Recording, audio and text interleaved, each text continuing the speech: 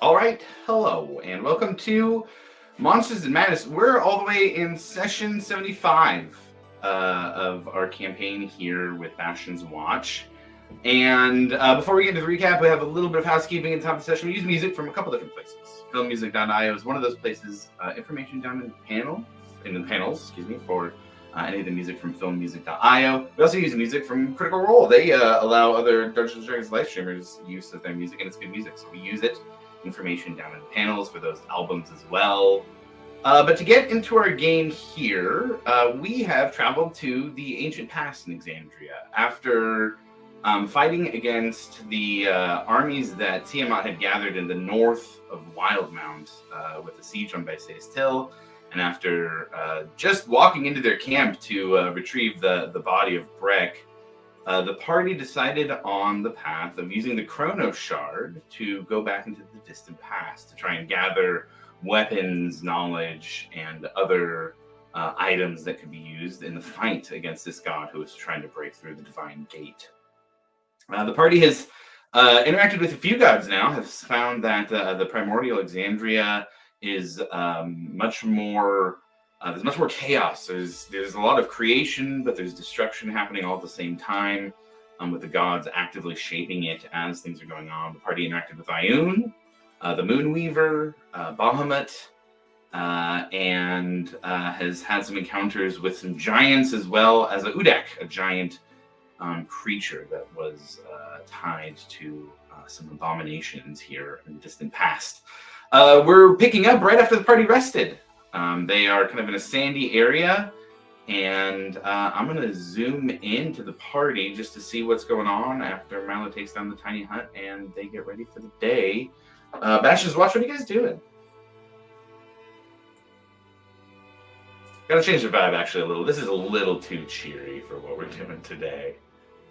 Let's see. Here we go. That's a little...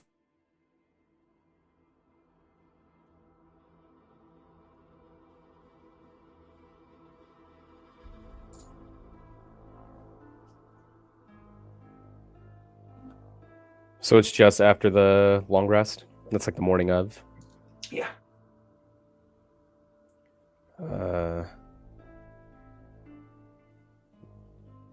Did anybody make a nighttime decision of what we want to go for next? I did not. I already have a big book, a cool staff, and a circlet, so I was kind of think maybe we should help out one of the others. Does anybody have any inkling in which direction we might want to go? Guys, I don't have anything. I think I lost it. What did you lose? I don't know. I don't. He's got all this cool stuff, and I'm just looking. I just got my normal stuff. What stuff do you have? My normal stuff. All the stuff I had before we came here. How many objects are you like attuned to right now? 3. 3? Okay. I have, at this current moment, I have a ring of protection, a ring of spell storing, and winged boots that I am not using. Just to throw that out there.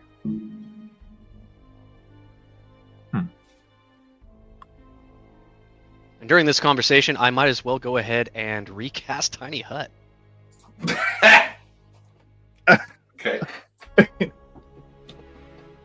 That's a good idea. That's a good idea. Just while having a conversation with Angus, just recast it. Oh man, Milo, you look around while you're casting Tiny Hut and you see the ruins. There was a kind of a obelisk jutting out of the sand where you guys had been fighting before. Not gonna get me twice. Ruins here that look ancient already in this already ancient past. It kind of makes you think all the knowledge that's unknown just right around you in the desert where you're at.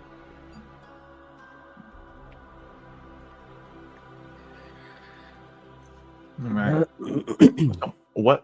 So, quick rundown. Which gods have we visited? Bahamut, Ioun, Bahamut, Moonweaver. Moonweaver. Yeah. Okay, so just the 3. Does anyone else here have a secret god that they're worshiping and they would like to go find? Mine doesn't exist here, so Oh, that's right. Yeah, that's oof.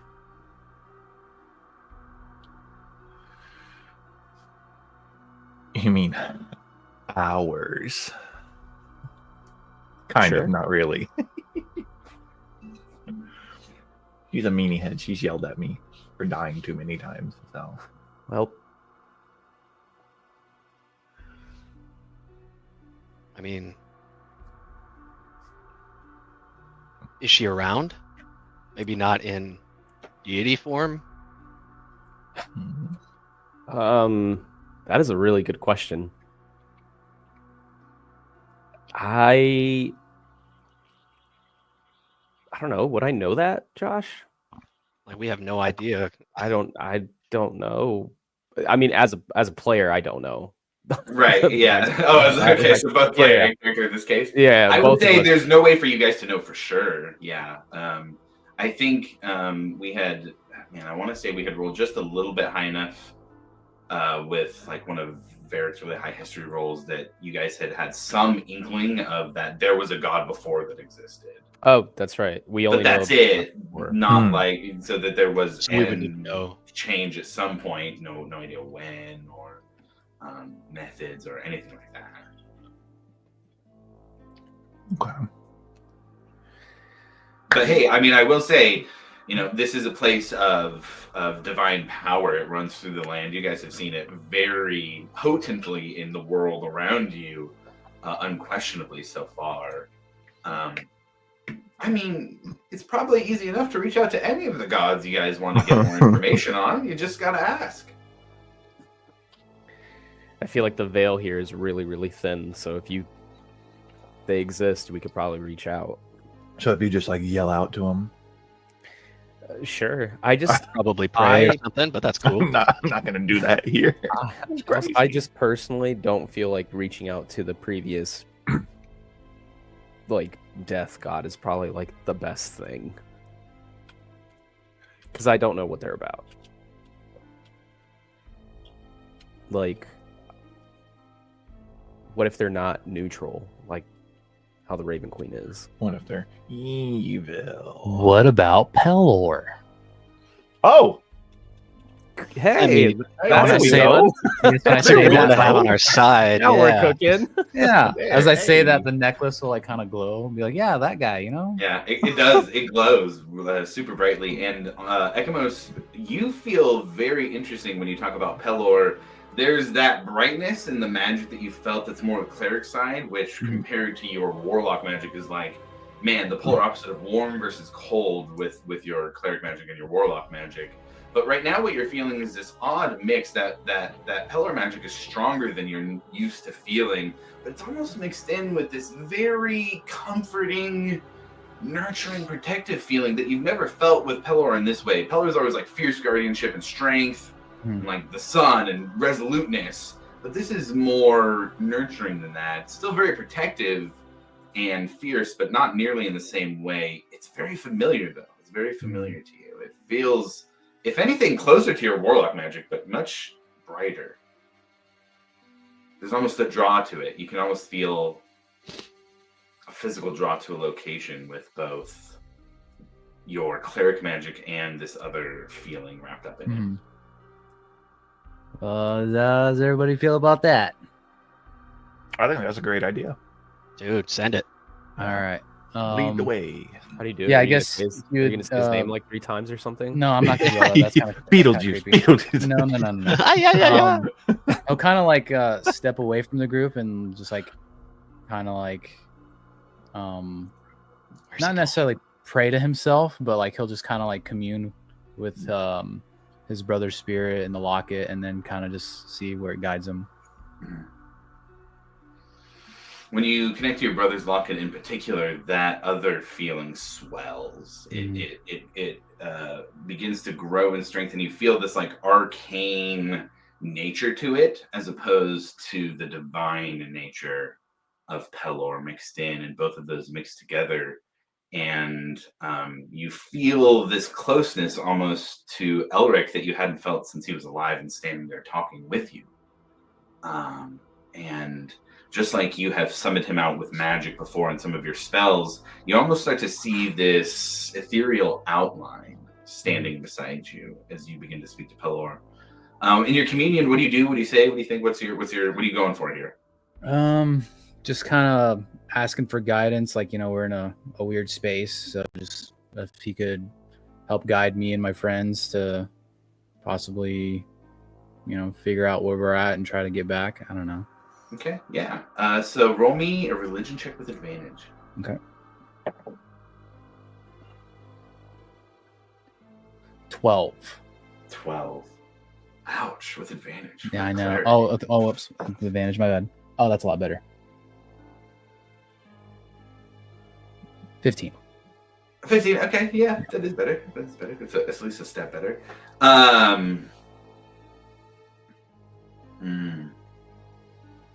With that, the sun, and it's kind of this, desert environment that you're in already, so the sun begins to almost feel like it brightens in intensity and temperature and gets warmer. And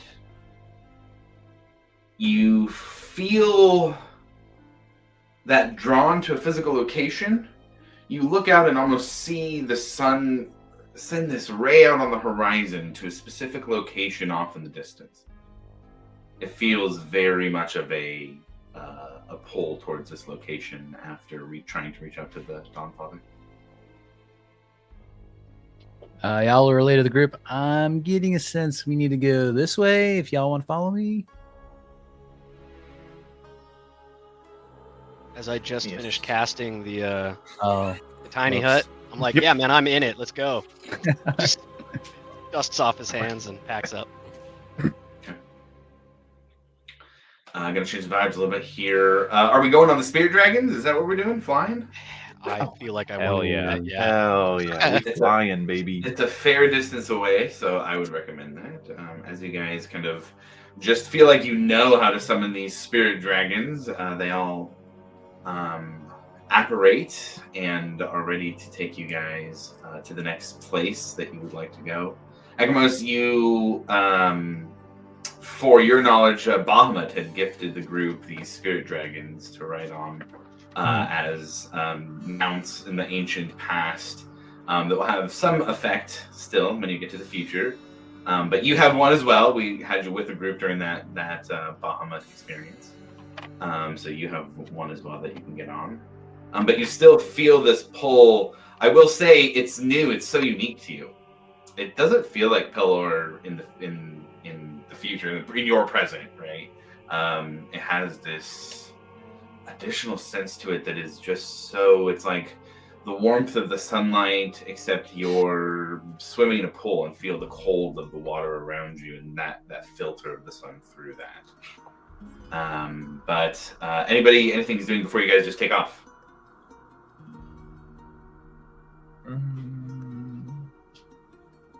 No.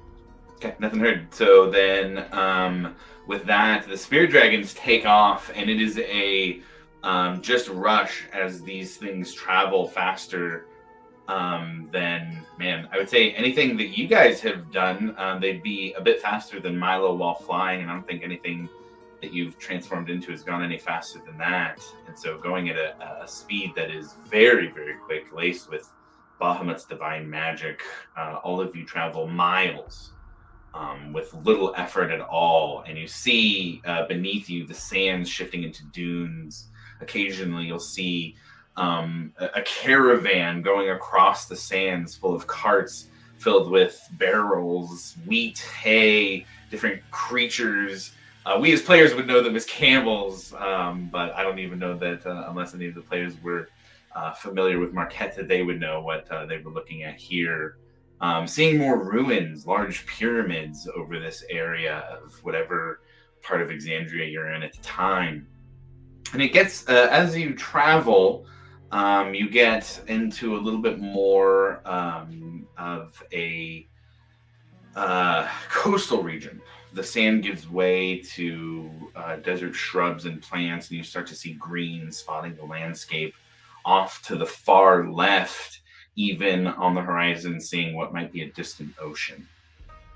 And as you travel further and further, the sunlight of the day seems to get blocked. There are clouds over this part of the world that you have now traveled to. And the sunlight disappears as you begin to descend, or I should say, at least give you guys a choice here. Ekamos, you feel that pull, and you guys begin to fly. I'll ask, how high are you guys flying on these spirit dragons? You have control of them. They're not. They'll take your orders here. What was your guys' method and goal of flying here and going towards Ekamos' destination? I would fly, I don't know, maybe 100, 120 feet up in the air, maybe not too high. Yeah. Okay. Everybody sticking with Ekamos on that elevation, or splitting off, or everybody staying in formation? I'll stay in formation. Stay in formation. Stay in formation. All right. Flying Stay on V. target. Yeah. They've come from behind. Dragon Squadron. So you guys, what then I'll say is a few hundred feet in the distance, we'll say 500 to 600 feet in the distance at this elevation is where you guys start to see that there is small buildings, little houses, what looks to be a coastal village just off in the distance. And I would say some plumes of smoke. One or two buildings are on fire.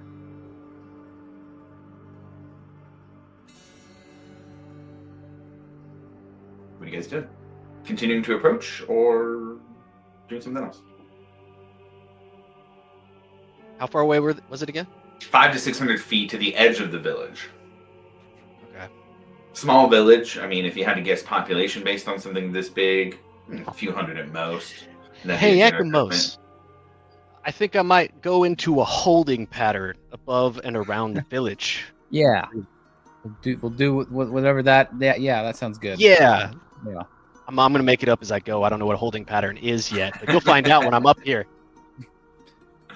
I don't know who's going down there. Get close, but not all the way down, and kind of just circles around it or something, right?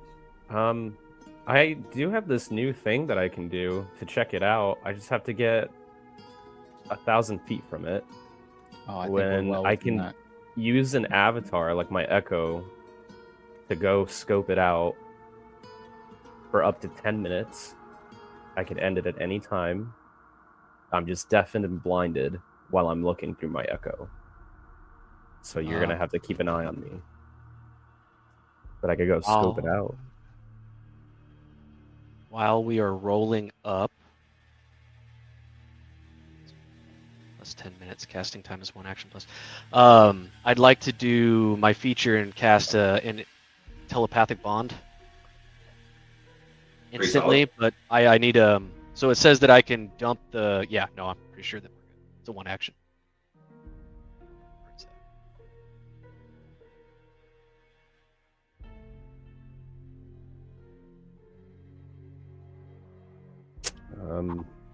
I mean, I could go check it out. I can watch over you, but I don't know if we can safely do that from the air. That's what I'm going to try and do. So Gary doing the Echo Avatar? Yeah, as he does the Avatar, since he would feel the pull to it, he would probably get up close and dismount and have the Echo with him. Okay, so Ekamos is going to go down with Grimm's Avatar for kind of extra keeping an eye on the situation. Just so you can understand, Ekamos, what it is. It's Echo Avatar. You can temporarily transfer your consciousness to your Echo. As an action, you can see through your Echo's eyes and hear through its ears. During this time, you are deafened and blinded. You can sustain this effect for up to 10 minutes, and you can end it at any time. Requires no action. While your Echo is being used in this way, it can be up to 1,000 feet away from you without being destroyed. So if I can still talk to your Echo, then you could still... I could tell you to, cut out, and then you'd be able to show up, yeah? Yeah, pretty much. Yeah. I can hear and see through my Echo. My physical body is deafened and blinded. Okay. Yeah, I would again, with that like weird new sense, he would still go. Okay. So Ekamos goes down, lands as Grimm's echo kind of apparates, and the two of you walk into the village. And Ekamos, the first thing you see is bodies around the buildings. There are dead bodies, some within the doorways, some have been pulled out and are in the streets, but there are pools of blood around all of them. And the pool... The fresh dead, I'm assuming. What's that? Yeah, like pretty fresh, fresh yeah. dead? I wouldn't say like minutes or anything, but Mhm. it's been the last 24 hours. You Yeah, still feel that pull to the center of the village. Yeah, he would, I guess, being him now, he'd probably like get on his knee and like kind of like say like a little blessing to each corpse, I guess, just to like, like a rest in peace type of thing, like, typical priest Sure. stuff. Okay. Are they human? The corpses like human? What are they? I would say they're humanoid. It is mostly a mixture of humans and elves that you can tell. It looks Yeah, like a different type of elf, maybe more sea elf than you guys are used to. They don't look like the forest elves you're familiar with, but if you had to pick, they have the pointy ears like an elf and a little bit more of a blue hue to their skin. Yeah, he'd feel very somberful, obviously, and would he be able to tell like how they died? Roll a medicine check. Yeah, see what the medicine check looks like. Yeah, we're good there. 18. 18. That's pretty good. Mostly like you find sword and dagger size stab wounds and slashes. Some of the slashes look like they're with a large sword. And then the ones that aren't look like they're killed by dagger in some way, either slit throat or something that's just killed by dagger. And then would the bodies be armed as well, or are they just... Some of them are armed. You can find, as you're going through, you can find a couple that do look like guards that are more well armed. Nothing that's like, plate armor and great swords or anything, but yeah, they've got some leather armor and a shield and a long sword. But besides that, if anybody's armed, it's more with like, kitchen knives or cleavers or things like that. Okay. Yeah, he'd do his thing and then continue towards the center. Okay. Graham, anything with the echo as you guys move through?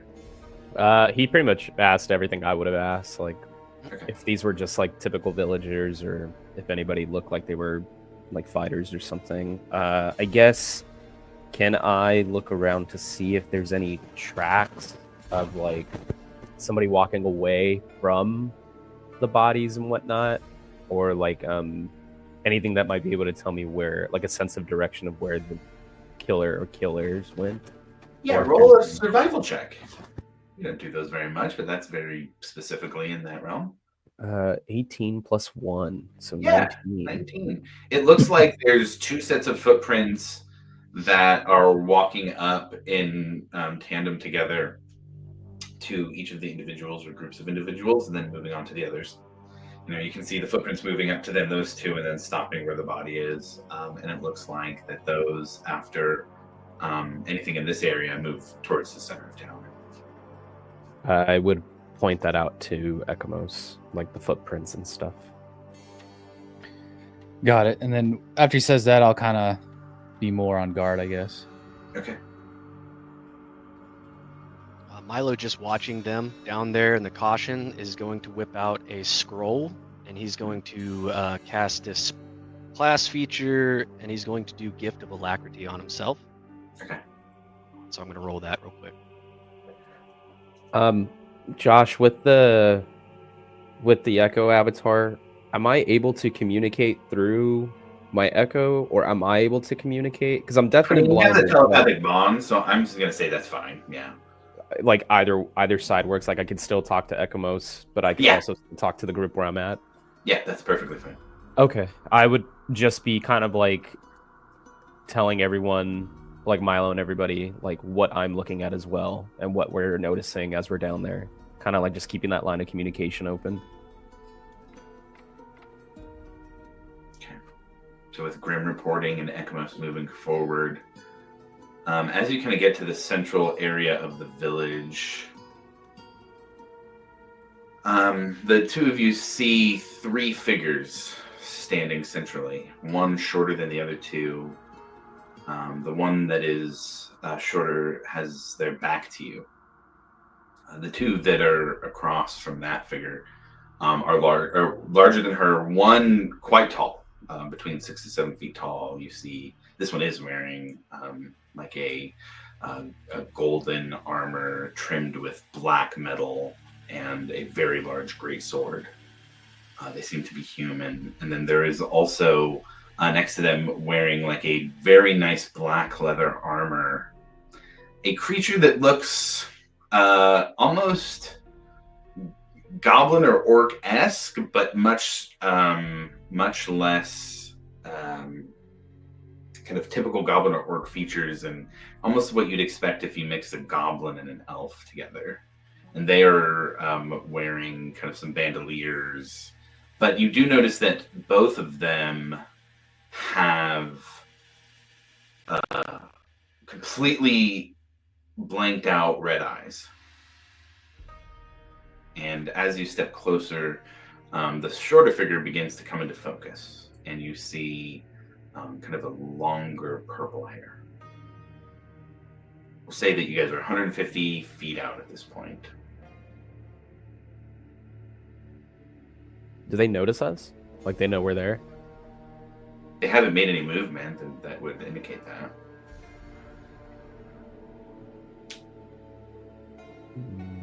The two are facing you, so presumably they can, but there has been no movement as such.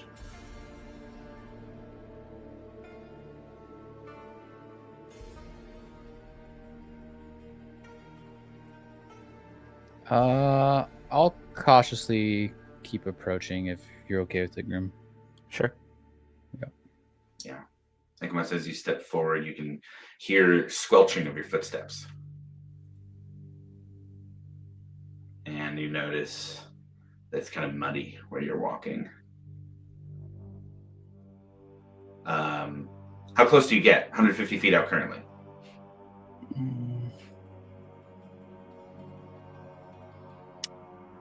I get about 100 or so. 100 or so? Okay. Yeah. You get 100 feet away. I will hang back. Okay. I'll let Ekamos approach, but I'll tell him I'm gonna stay hidden in case things get a little frisky. Okay. So that at least we could have some sort of element of surprise. So I'll hide, and then I'll just take a quick peek around to see if these are the only three or if they have anybody else watching. Okay.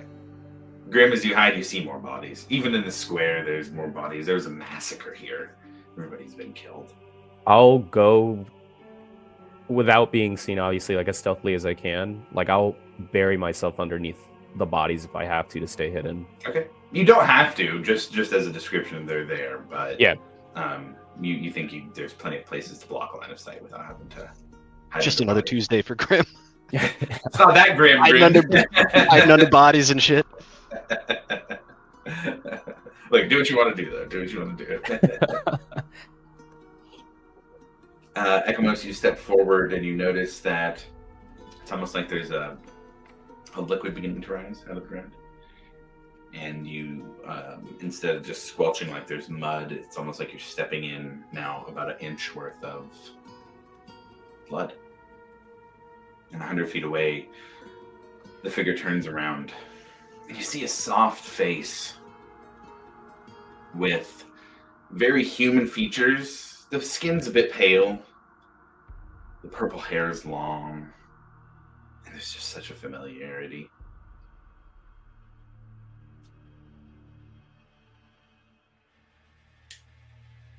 She turns and looks at you, and her eyes are not red. And she begins to slowly walk towards you. Yeah, I'll stay put and let her approach. She gets 80 feet away, 60, 40.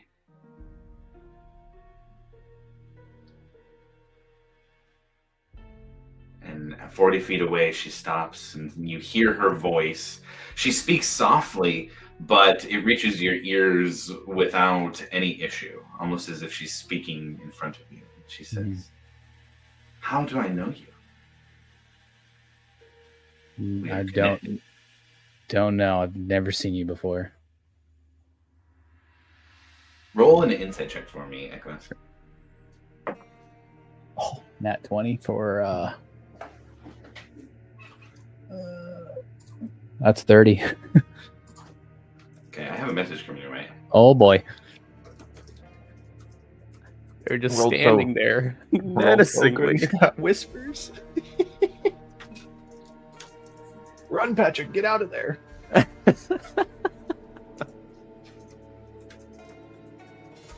Wee woo. Wee woo.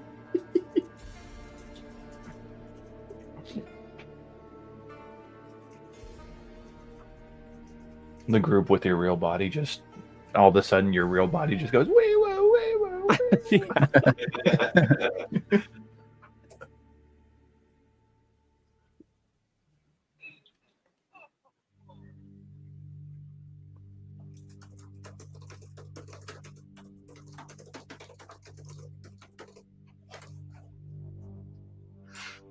Ekamos, you stand in front of her, and her face is one of almost fear. Intense fear. Not at you. And as she looks at you, she says, "They would have burned this place in the name of the light. I spared them that. I ended it quickly. The light would have tortured them." And she lifts her palms, and they are streaked with blood. What would have caused the light to burn these people? Jealousy. Ambition. The gods are petty. They would have burned this place for worshipping another. The dawn light is a retreat for many. Destruction for the rest. But who are you to judge these people? I do not judge them. I grant them peace.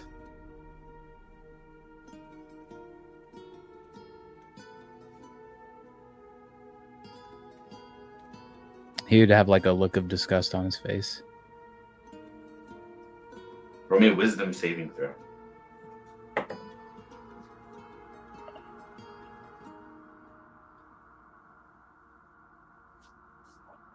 Mm. 20. 20. It's pretty good. Your voice, your name whispers on the edge of my hearing. I know you, yet you are unfamiliar to me. Please, you must understand what I do. I must fight the gods. They do nothing but bring pain to this world.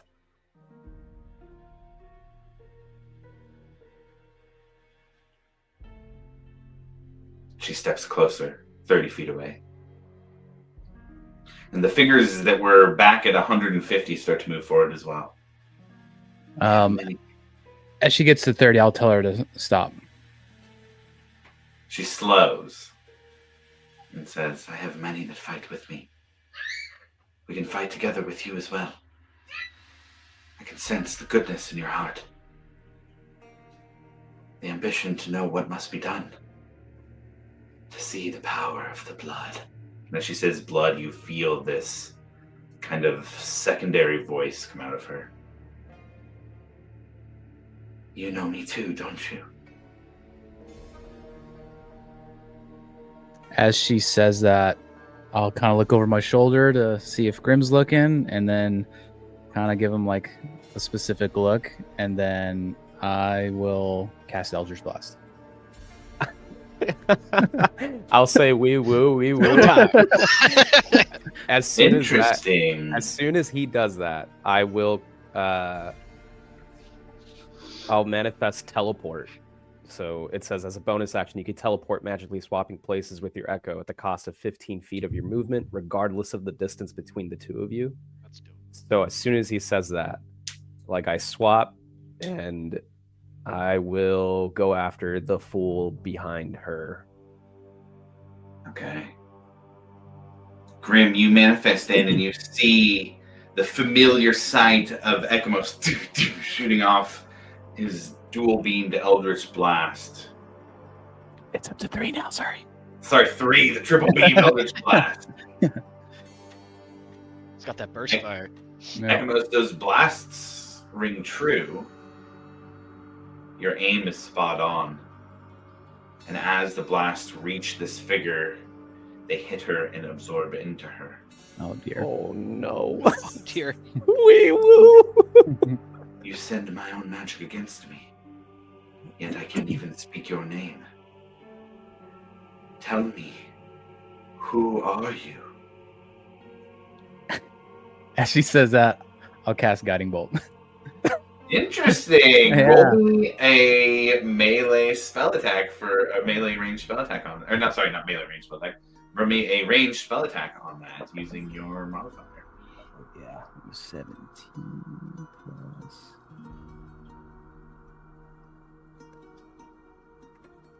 28. 28. Yeah, roll damage. Let me see some damage. Yeah. I've never used this spell ever, so hold on.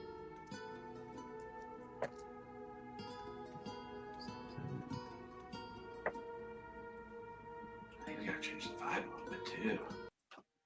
15. 15. Okay. Yeah. You see the guiding bolt hit her right in the face and push her face back.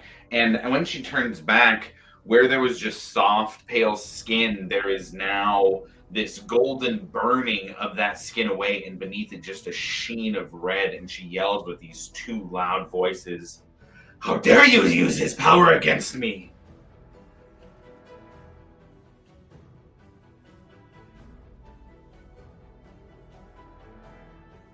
She yells at you and begins to move forward from 30 feet to 20 feet. I will run towards where Grim is and try to keep distance. Okay. And then let's see.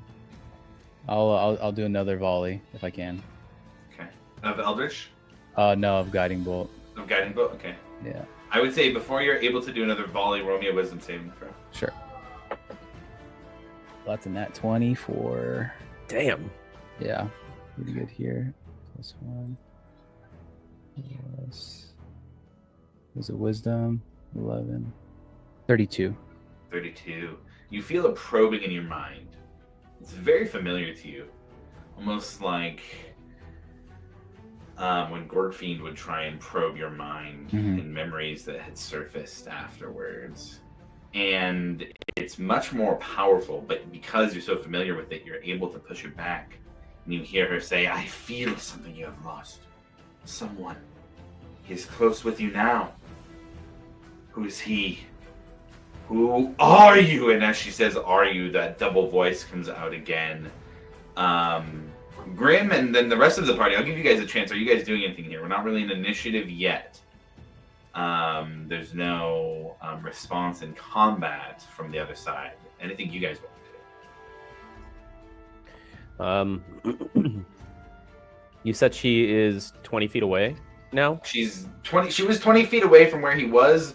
I'll say Ekamos dashed away, so she's back to another like 40, 50 feet away. How far are the Dragon Riders?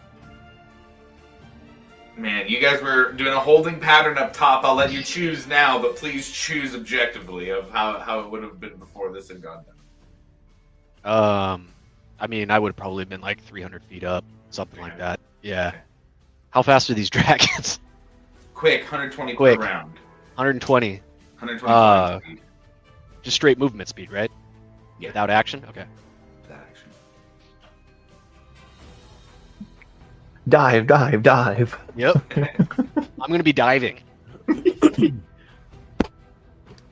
I am also diving. Close air support Would inbound. I have known that Grim swapped places with his? Yeah, you would have Echo? seen my body like completely disappear.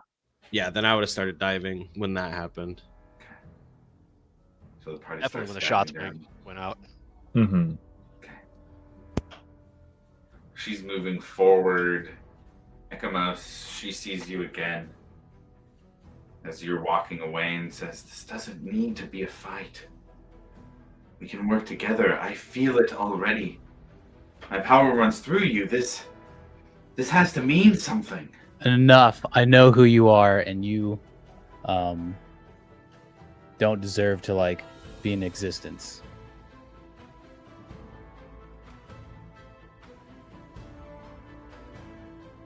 Okay.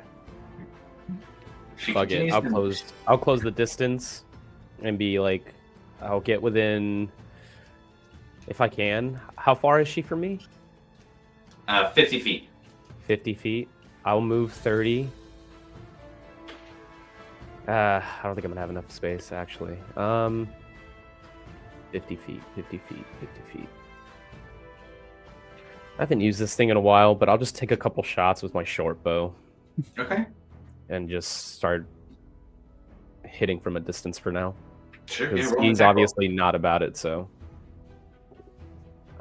First attack is a 25 to hit, Hits, yeah, give me some damage on that. and second attack is the same thing, 25 to hit. Okay, yeah. Okay.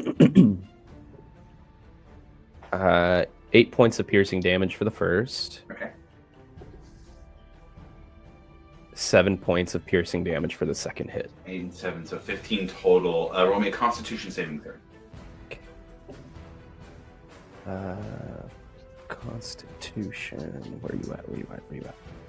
Oh, that is a 18. 14 plus 4. 14 plus 4.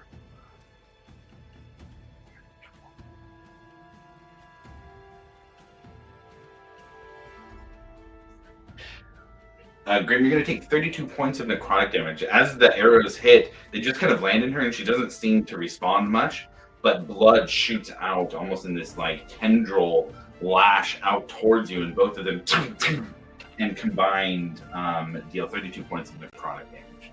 Can I uncanny dodge that? Yeah, we'll say that one of those, because there's 2 tendrils coming from each of your hits, that you're able to uncanny dodge one of them and have that damage down to 16. Okay. Damn, that's a heavy fucking hit. I look at Ekamos and I say, well, I'm useless. It's okay, buddy. I have smoke bombs if you need them. You just say the word and I'll toss them, dude. Well, we need to kill her. Okay. Yeah. I'll do my best. You guys hear the voice of Zarm in your head. I'm just going to play it as the telepathic bond is where you guys are talking and that can be heard. If that's okay with everybody, if there's anybody has any real objections to that, let me know. But Zarm would say, we need to make sure we don't change too many things here in the past. We don't want to end up on a different timeline we go back to. Does that mean that we can't kill her, Ekmos? What happened? I don't know, but I think she should die. Who You is guys it? do Yeah, what that's you good gotta enough for do. me. Let's This do is it. just the time wizard, saying what he says. Yep. Okay. She continues to move forward. Ekamos, you had said something. We'll say that the Dragon Riders and the Spirit Dragons of the other 2 land, so that all the Spirit Dragons are with you guys. As you guys land, Ekamos, are you taking an action? Are you doing anything here? You said another round of guiding bolts. Let's roll that out, actually. Yeah. I was gonna bump it up to 5th level here. Okay, nice. Let's see here. I'm just gonna do it through D&D just because it's a lot of D6s. Sure.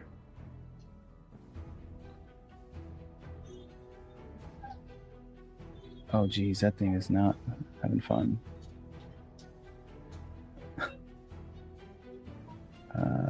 Come on.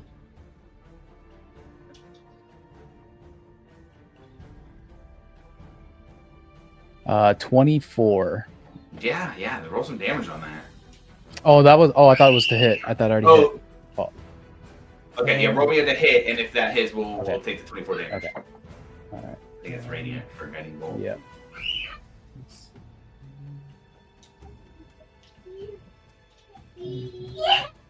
Sorry, background. 27 to hit. 27. Yeah, that'll hit. Okay, so you do 24 points of radiant damage here. This time the guiding bolt hits her in the shoulder, and it does the same thing. Starts to eat away, like fire burning across her skin, and you see that red sheen underneath. As then the skin slowly starts to regrow over it, you see the blood itself kind of reaching out and forming over that. When you hit, it does seem to kind of eat away at her a little, and there's no lashing back out at you.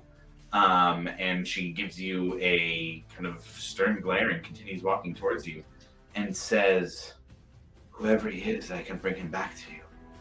I have the power. The gods are not the only ones who draw power in this world. We can fight them together." I don't believe a word of it. I don't believe a word of it. Nope. Mm-mm. I've seen what you've done, and I can't stand for that. The blood starts to pool around your feet. What is everybody else doing here as you land on the ground?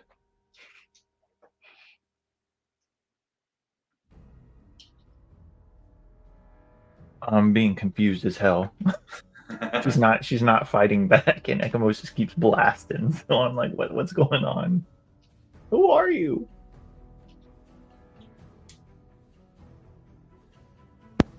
What are the two behind her doing?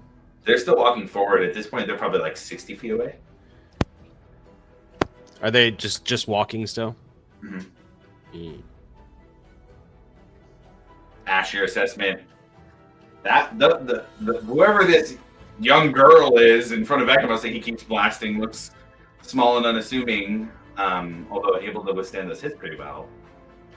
The other two look like adept fighters. Quite a difficult fight. What are we gonna do, guys? Is this gonna go into a hostile situation? Should I prepare? I say we run. She's eating those hits. I say we run. Ekamos, is where you're being pulled to, is it towards them or is it past them? I'm pretty sure it's to them, correct, Josh? It's her. It's her, yeah. We're being pulled to her. Yep. Oh shit. I guided us wrong. I'm sorry. What if we just hear her out? What does she have to say? No, you called out to Pelor, right? Like you like legit. It's because of what's going on within me, dude. Yeah. But that's my past and what I'm trying to like. It has to be a test. Well, I don't like her, obviously, and yeah. I mean, this is all telepathically, I'm assuming. Yes. Yeah, I'm like, I'll just tell him straight up, like, dude, it's fucking Vesh. Oh. Yeah. And then finally the light bulb clicks. Yep. And I don't know if it'll change the future or whatever, but all evil she's done in our world, like, I can't stand for that. And all these innocent people that she's claimed to have cleansed, like, I don't buy any of this shit. Do you think you're being pulled to this person because of Vesh or because of Pelor? I don't know how strong she is in this timeline or whatever we're in, but she looks pretty damn strong. Definitely a mix. And even though she claims to, join me, like I just bro. All the stuff I've seen, no. Where's Pelor? Good fucking question. I mean, might be worth a call if that's what she fears most. Yeah, I guess as they're saying that, me going, oh yeah, duh. As I'm like trying to like keep distance from her, he'll grab his locket with his right hand and say another prayer to Pelor, along with Elric's soul, and be like, "Is this what you're drawing me to? Is to Vesh? Because I know who she is." And I know you wouldn't stand for something like this. Okay. Roll me a religion check with advantage again. Sure. Oh my god.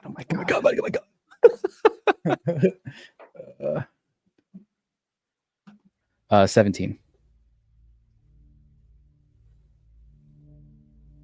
As you grab the necklace, you feel the sun finally break through the clouds, No!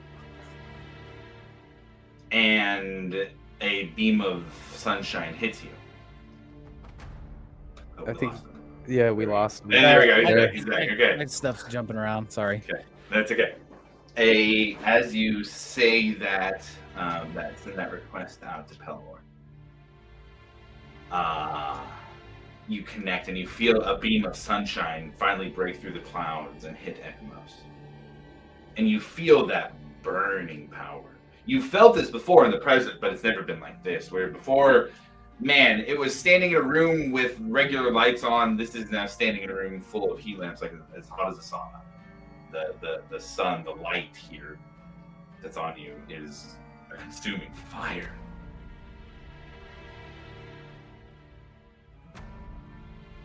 And you hear his voice say, "She is nothing next to my power."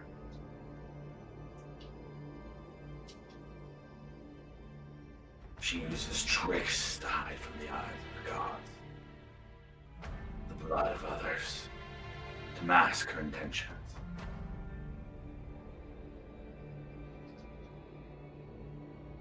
Deliver my power unto her through you.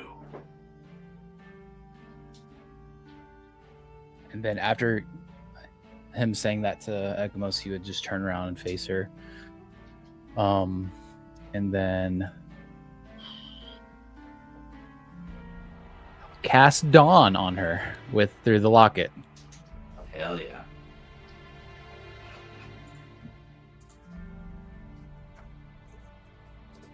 And as you do that, that 30-foot radius beam of light burns through the clouds.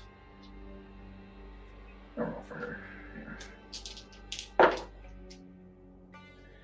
And it hits her and she screams.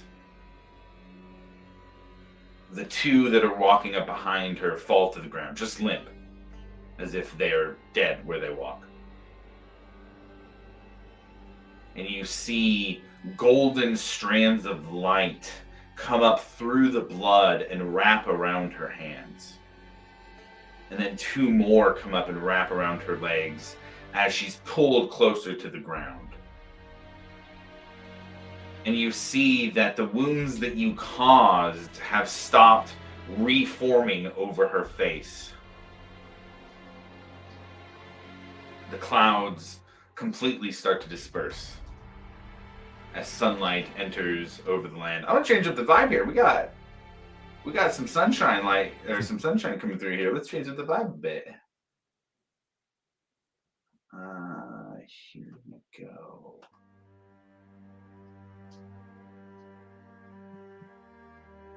And the light warms all of you. There are dead bodies here still, but you see Vesh in this early form, bound by the sun. Ekamos, she stares at you with a vitriol.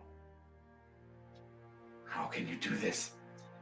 You feel the bond between us. You betray it. You use his power against me. It will not last. I will find that blood of yours. It will set me free. But she remains bound by these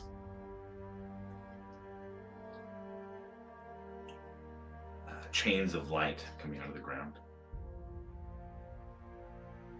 Torn asunder by your guiding bolts and not healing from them now.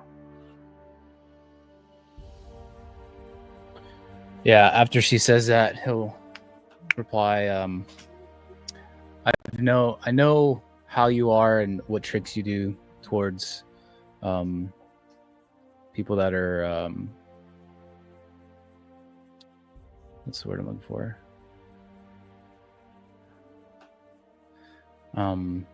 But I know how you try to attach yourself to people when they're at their weakest, and it's just not right in a sense. Yeah.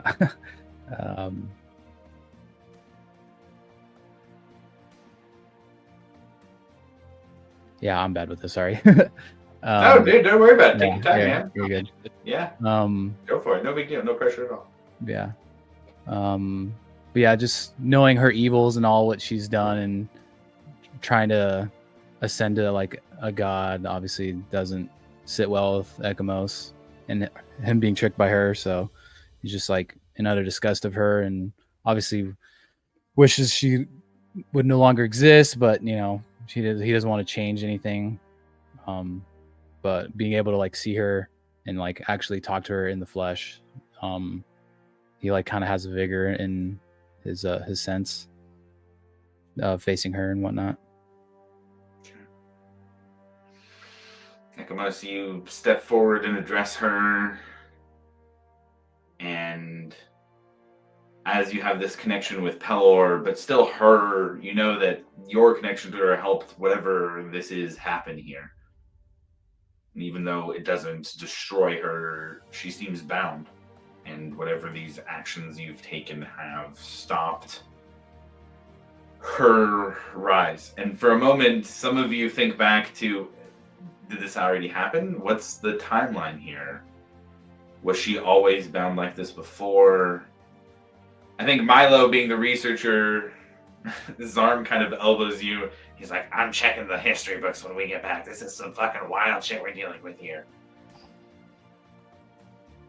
But you see a bound form of an early Vesh. You don't even know if the Bloody Siren fits as a term yet, but whatever capacity she is in growing here, she seems bound. And you can stay as long as you'd like, but you do see that the sunlight overtakes her, and she remains stuck with whatever binding Pelor has given her through you.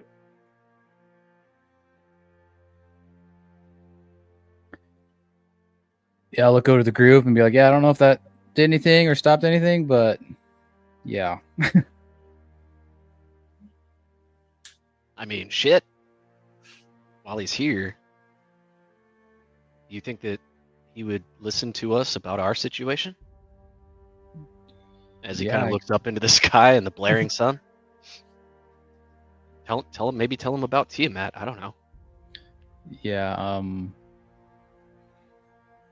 See if his presence is still there and just commune. Be like, hey, we're in a tight spot in our timeline. I know you're off doing super busier things, but yeah, I would kind of relate. Hey, we have a issue in our time with Tiamat coming to power and possibly destroying all of Exandria.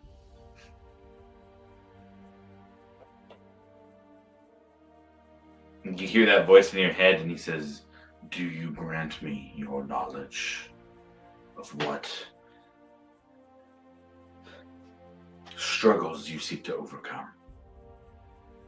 Yeah, he'd be like open arms, absolutely. Like he'd like look up and arms out to his side. And you feel that sunlight kind of extend beyond just your physical body and really enter into your mind, to your memories. And you feel Pelor absorbing the story of what's happened here and the impact that may have on a god.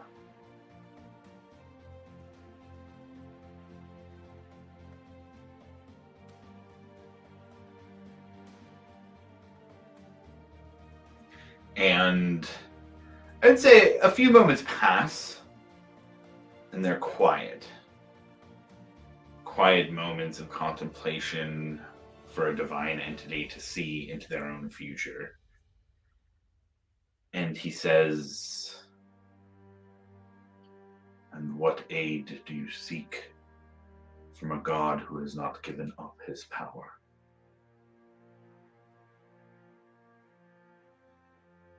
Get us back to our time.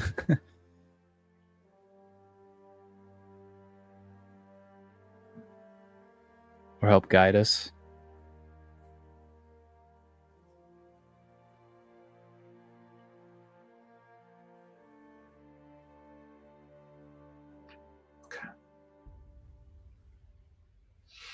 As you say that, your necklace begins to rise up in the air just a little bit.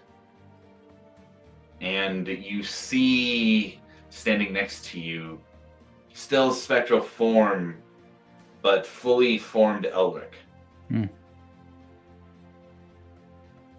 And you gain an additional ability on your necklace. You have 3 charges. Once they're used, they are gone. But those 3 charges each will give you a casting of the spell Holy Aura.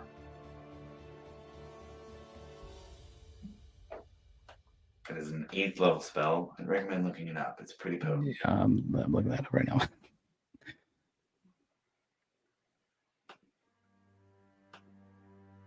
you say that again? Holy Aura. 3 uses of the spell Holy Aura.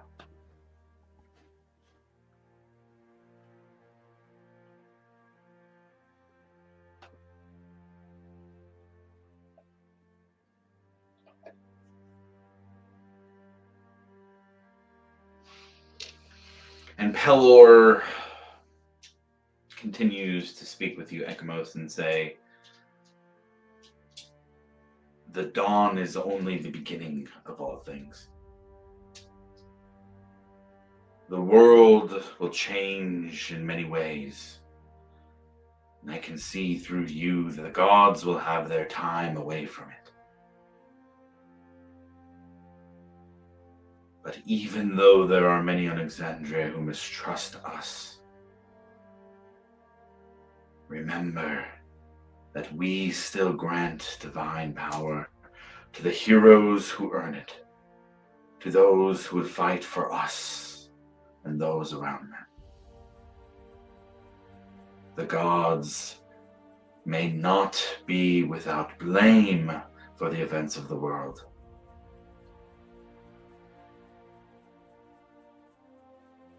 But even they can fall prey to good intent, leading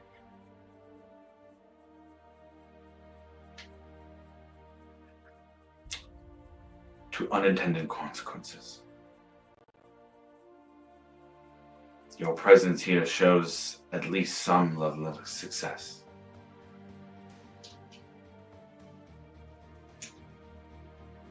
The gods will continue to do what they must, as should you.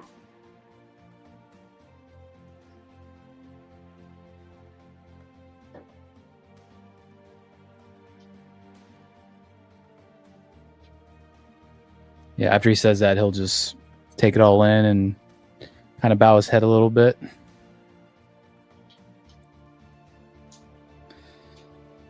And just say, okay, kind of like under his breath, he'll just say, okay. And with that, everybody in the party also gains a boon of the Dawn Father.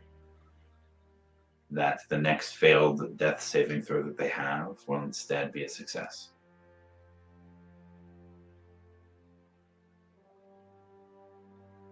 And he says, to everyone, may the light of the dawn guide your path to whatever age of Exandria you defend.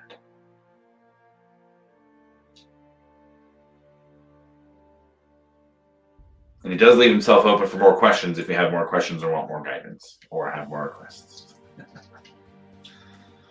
I think we should probably take advantage of that, dude. So if you guys got questions, just fucking sling them. Now, do remember, this is a god with a few thousand years less knowledge, but still.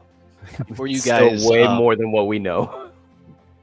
Before you guys ask a question, I'm going to try and do a little bit of process elimination here. And I'm going to put my hands onto the circlet, kind of try and vibe with it a little bit. And I'd like to cast Legend Lore without the components on Condemner. Oh, shit.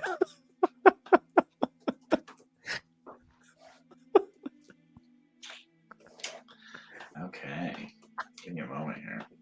Hey guys, I'm just gonna do this just to see. I want to test out the circlet, and then we were talking about this thing. So if you guys want to ask him about some other things, maybe I'll just do this. And I he just kind of like Josh's sprint off. reaction as soon as you said the name Condemner, dude.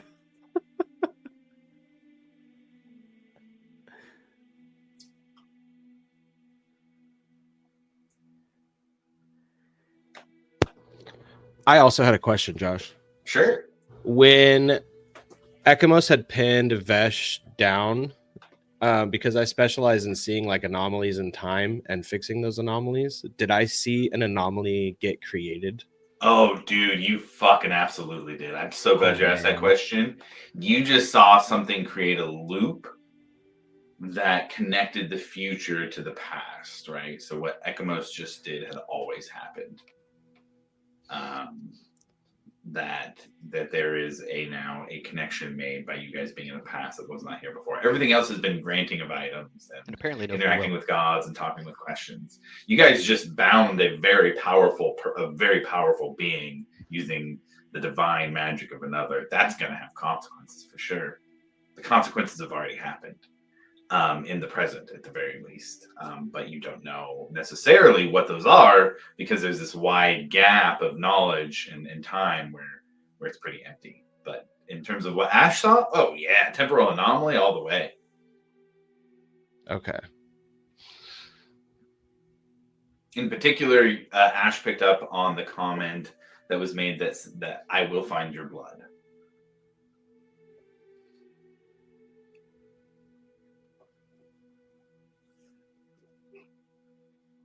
And legend lore for Milo. Milo, remind me of what legend lore says specifically, because I think it's pretty comprehensive, right? Yeah. Okay, so name or describe a person, place, or object. The spell brings to your mind a brief summary of the significant lore about the thing you named. The lore might consist of current tales, forgotten stories, or even secret lore that has never been widely known. If the thing you named isn't of legendary importance, you gain no information. The more information you already have about the thing, the more precise the detailed information you received is, which is probably not a lot. The information you learn is accurate, but might be couched in figurative language. For example, if you have a mysterious magic axe on hand, the spell might yield this information. Woe to the evildoer whose hand touches the axe, or even the haft slices the hand of the evil ones. Only a true child of stone, lover and beloved of Moradin may awaken the true powers of the axe. And sacred word of Rugnog. So yeah, So very comprehensive. And you want to know about Condemner? Yes. Yeah, you know it's a shadow-touched hand crossbow. It served as the weapon of choice for a legendary assassin named Tadora. And it is in its dormant state, it's gets additional accuracy and poison damage. Additionally, if you hit with an attack, you can activate one of the following effects. Instead of dealing damage, you can cast Fog Cloud centered on the target's face, which seems like a smoke bomb, or Silence centered on the target's face. Because you're casting Legend Lore, I'm going to say in its awakened form, you know that it gets an attack, an extra bonus to attack and damage rolls, extra poison damage, and it could potentially cast Hold Person. And then it's an exalted state. It gets additional bonuses, additional poison damage. You can still do Hold Person. You can also cast the spell Blight on the target, which is a very powerful spell that can deal quite a bit of extra damage. In terms of the crossbow, it's held by Tadora, and you get a little bit, because you did it on the weapon specifically. You don't get all the details about Tadora, but you do get that like Tadora wields the Condemner on what you would know as the Clovis Concord coast on the west side of Exandria, and it is often used on ships. It is often used to kill others for coin. But you know that Condemner has made Tadora a legend. She's known as the Shadow of the Horizon. You know that she uses Condemner to work with criminal organizations, and that she specializes in silencing enemies, or silencing those who hire her to take out her enemies.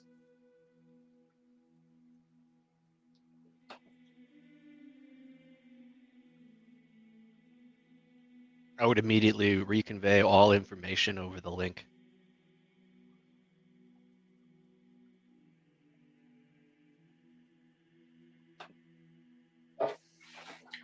You would also hear one more bit of information that the Condemner has been used in service of the Lolth multiple times.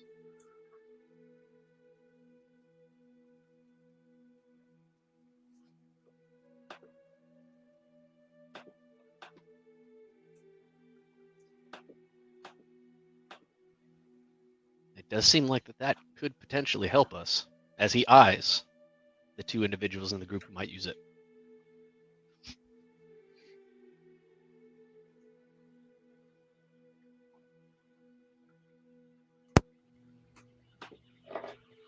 It's definitely a powerful weapon. And it's on the coast, so maybe a little mini vacation before we go to war. Maybe. That fog cloud sounds like a pretty clutch thing to have. I knew you would like that part of it. We could also give it to Angus. He's a really good shot with a crossbow. Not that I remember that. No. What are you batting like Mendoza line over there, right, Angus? I think he stepped away. He quietly glares at you, I'll say.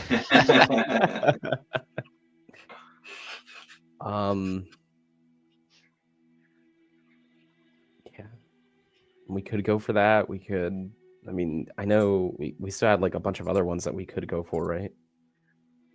There was the other one that we were talking about before camp that we might want to ask the Dawnfather about, which was Whisper. I don't know if he's going to know anything about those things, but I'm also very scared to ask him. Ekamos should do it. Well, I'm asking. Huh? What? Ask the big sun daddy over there that there might be anything that could help us. Objects. Maybe the Whisper dagger. Ah, yes, the Whisper dagger. Yes. You got to say it like whisper, though. Really Whisper. Why am I saying what way? Whisper. Is there anything particular with this Whisper dagger, Pelor? All right, roll me a religion check with advantage here for if Pelor is going to give you guys this without earning a legend lore.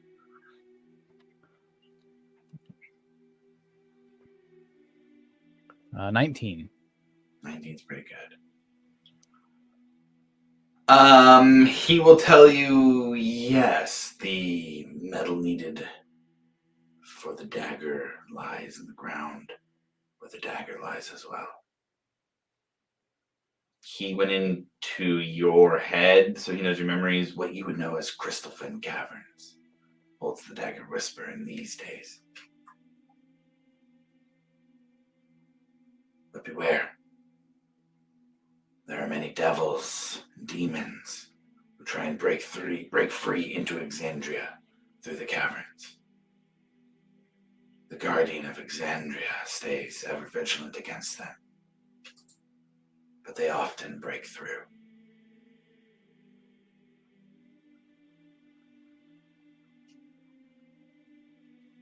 Sounds like not a good time.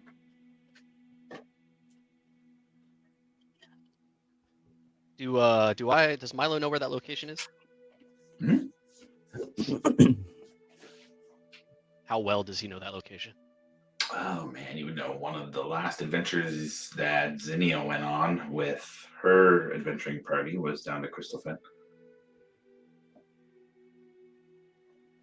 Out of the two that we just heard about, that seems like it would be the easiest one to go get. Well, easiest, kind of an oversight, but we wouldn't have to converse with anybody, maybe, or try to convince them to give it to us, like a shadow murderer that's working with, say, less than fortunate people. I don't know.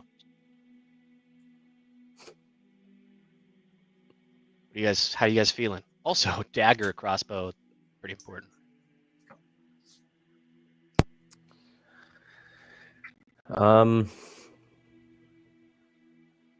If we're, I think we'd get more use out of Condemner than we would Whisper. Honestly, Whisper's, for all intents and purposes, I mean, sounds good, but well, that sounds like we should head over to the coast then. But that's just me thinking. I don't know. If you guys want to go after Whisper, we can. There's still tons of other things we could try to look for. There's still tons of other deities we could still try to talk to, but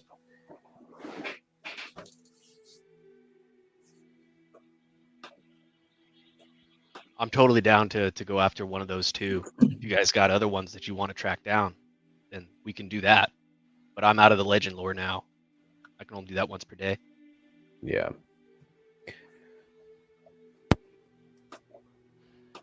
Ash is having a wicked existential crisis watching a time loop get created.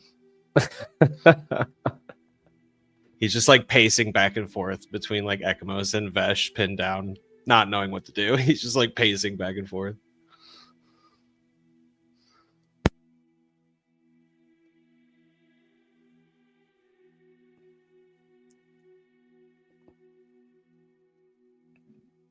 I would say Zarm would match that energy for sure. He would be a little more vocal about it, but he'd be pacing back and forth as well, and would try and be like floating ideas off of you, Ash. Like, I don't think we can fix it. It's already happened, man. This shit's already been in our timeline the whole fucking time. Oh god. Oh god. I can't clean this. No, this has happened. We can't clean this. We gotta go now. Hey, Honor, let's go. He starts yelling at her. Let's do the ritual now. Let's get the fuck out of here.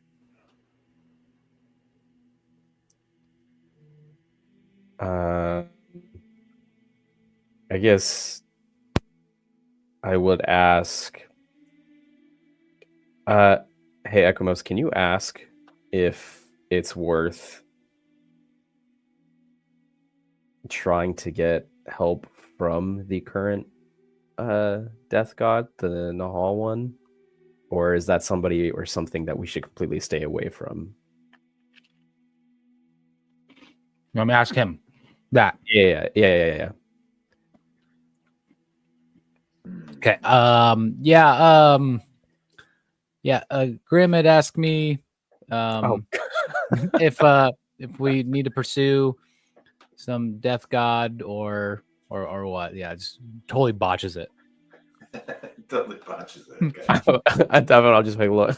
I just want to know if it's information worth pursuing, because we need all the help we can get, but I have no idea of this one's intentions.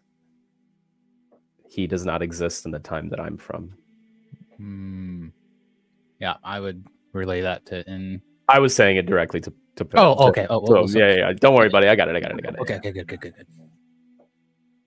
And what makes it worth it to you to visit a god of death?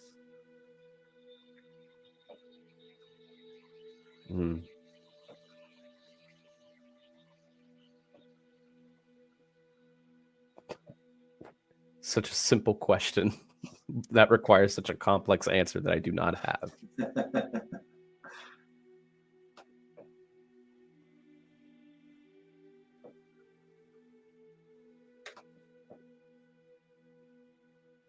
Nahal is destruction.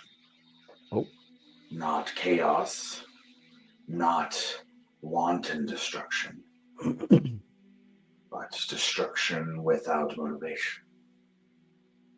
The opposite of growth. If that is worth it to you to interact with a being who knows only how to take away, to destroy, to turn what is into what isn't, then that is your choice. And you may call for him. No, thank you. I'm good. Let's go get Condemner. I'm good.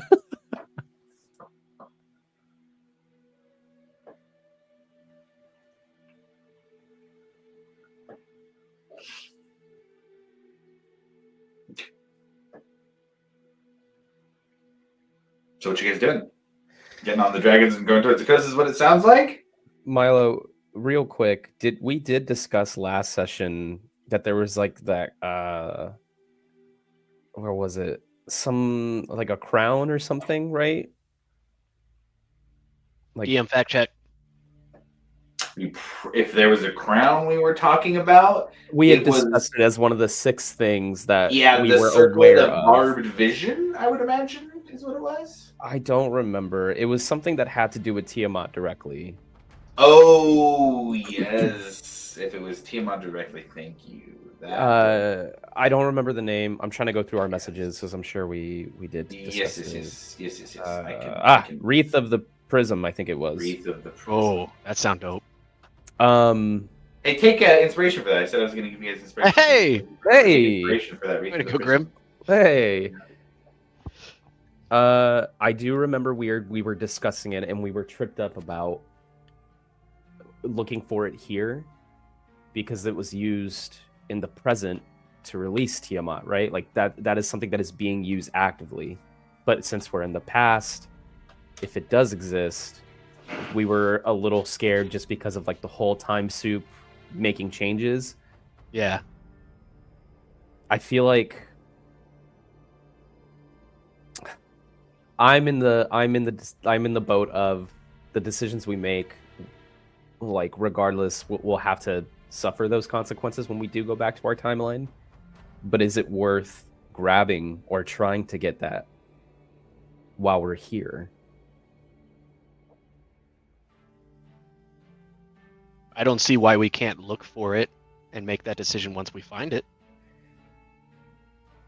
Because now that we've created this whole anomaly thing, have we always? I don't know how time works. Obviously, this is all uncharted territory, so I don't know if this is. Milo looks at his arm and just kind of. I don't know if this is like a fixed point where it was always destined to happen. It's just a loop or whatever. But possibilities may actually be infinite. Correct. Going back in time has already changed the timeline, right? Maybe if. Whatever. What I'm saying is shrug. What I'm saying is, would we have, like, would that come in handy having that? Oh, it definitely come in handy having it for sure. Is it worth searching for it here? I am going to stick with what I said. I think we can definitely look for it, and we can make the decision of whether to ask, take, or whatever when we find it. It might be a weed we can't pluck right now because of what you just said. That's also one of the reasons why I thought maybe Whisper would be a good idea, because it's just hanging out in a cave somewhere, something like that. That's the gist I got. Pretty much up for grabs. Yeah, in a way. I mean, why don't we just do both then? Let's get Whisper, let's get Condemner, and if for whatever reason we can get our hands on the Wreath, great. But if not, that one we could leave because we know where it is in our timeline. I can. Let's do that. I like that. You want to go after Whisper just because it seems like the easiest one, and that might give us enough time, is it quotation marks, to maybe legend lore again on the Prism. I just think, but out of the three options, Ash, they're freaking out right now. So yeah, I just think out of the three options, if Whisper is just there, then we might as well. Like, we need all the help we can get. If Whisper is just kind of dormant right now, then we might as well swoop it up if we can grab it. And then at least we have something to use against whoever has Condemner. Agreed. And I think why we're here is just to get as many tools against Tiamat as possible. So yeah, I'm down for Whisper. What do you guys think? I mean, I'm down to grab tools and stuff, obviously, but now I'm thinking, like, as Milo's like decked out and all the tools that he needs. Yeah. But now I'm thinking, like, what actions can we take? We have the potential to completely change a certain series of events that includes Tiamat, right? Is that something worth looking into as well? I don't know how we would do it. I don't know what actions we would take in this world to make it to where Tiamat is never released, or make it to where Tiamat is whatever, but is that also worth searching for those answers? Besides the magic that we have here, I'm not exactly sure which strings to pull on that one. As far as the gear and gearing up to prepare for something that we know is going to happen, that I am much more confident in. But who knows what we'll find along the way, and we have some abilities to answer some questions. So we have to know what we're asking, though. Yeah. Does anybody know what we would ask besides just going out and hunting down Whisper, Condemner, or the Prism Circlet? Any events that come out to mind that you're looking for? Anything that we might be able to change? Oh, I guess at that point, I guess it's a DM thing. Like, I guess it would just depend on what Grimm's knowledge is of history, of like what are major events that have happened or have yet to happen that we might be able to change that we're here. And in doing so, we could, I guess we could ask Pelor exactly when we are. You know what I mean? Like when, like what has happened? When are we? Like where are we? You know what I mean? Give me a carbon date of what is happening.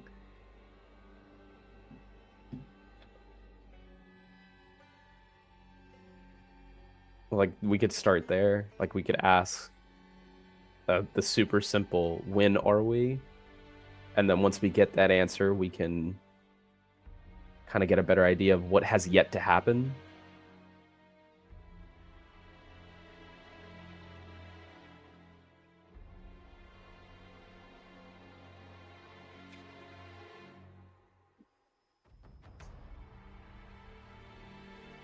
Because I think right now we're navigating down on us. I don't know. I think right now we're kind of navigating. Yeah, sure. You still shining down on us? I'm gone. Like, we don't know exactly hang out what time it is. Huh? You got a date, time for me? What month is it?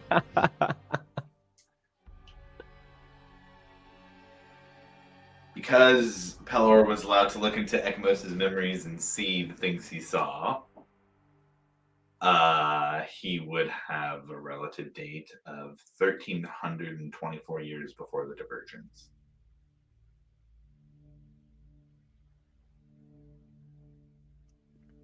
Damn. 1324 BD.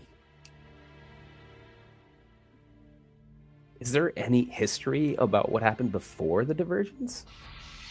Very little. I mean, we know that the divergence and the calamity were very tied together. The divergence was the result of the calamity and the betrayer gods just coming in to destroy Exandria, and all the destruction that happened there. It was known that the pre-divergence cities like Zemniaz were extremely powerful, extremely knowledgeable, more so than they have today. So before that, it's hard to know what came before exactly. You guys tried to go to Vasselheim once, where you probably would have been able to find that kind of knowledge. It didn't work out. Yeah. I don't know. But I mean, everything went fine. Yeah, like events that you guys know of, players in history of Exandria outside of like the divergence and calamity stuff, I would say. We're looking at all of history in front of you right now. You guys went very far back.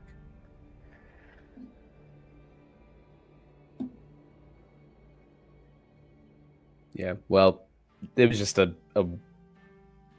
thought that I had in my head, but there's just so many strings that could be pulled, and who knows where to even start with changing time. You know what I mean? So I think the best bet, probably, like you said, is just gearing up for war. And if we manage to come across information along the way that can hopefully change our timeline for the better, then I guess we'll take it. But I do believe in the power of stuff.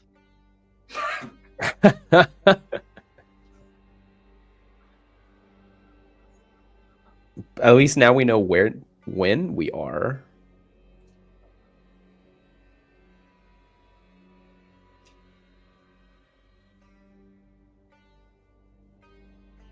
So does that mean we're going to the coast? I think we're going to get Whisper, right? Oh no, that's Condemners on the coast. Condemners on the coast. Whispers right. Caverns of Crystalfen, which is another continent that you guys would know of. Yeah. Which on the Spirit Dragons, fairly quick. You don't know. Maybe it's quicker even than actual physical travel, given the properties, the divine properties of the world currently. But the coast would be much closer, and would be Condemner. I say Whisper, Condemner, and then the Wreath if we can get it. I dig it. Ekamos, Angus, Ash, how do you guys feel?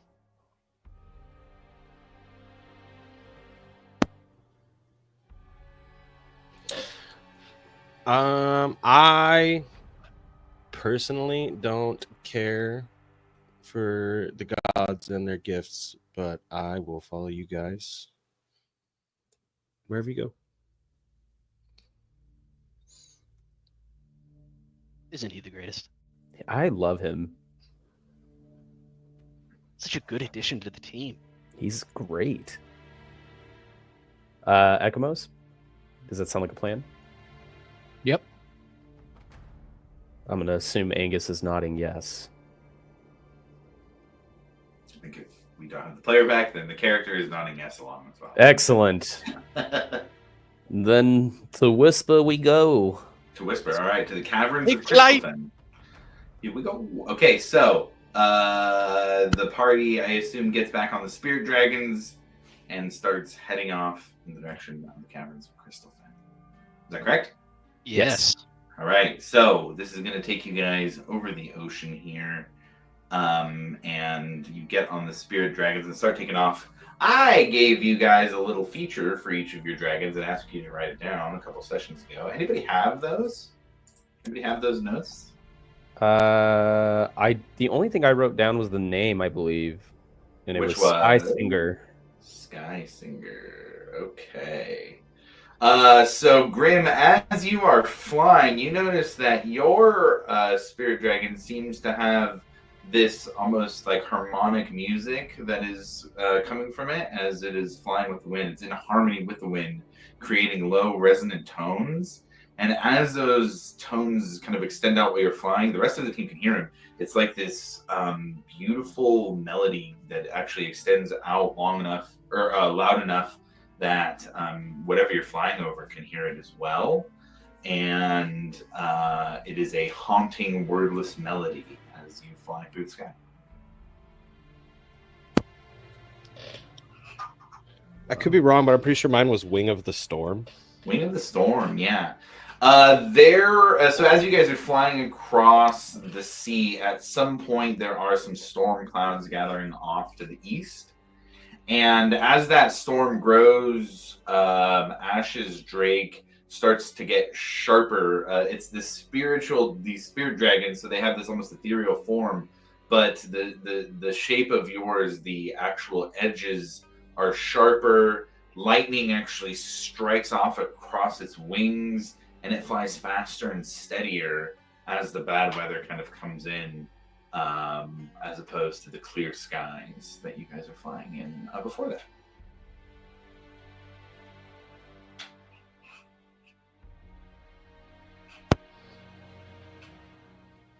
He'd be like holding his spear out like a lightning rod. Hell yeah. Roll a D100.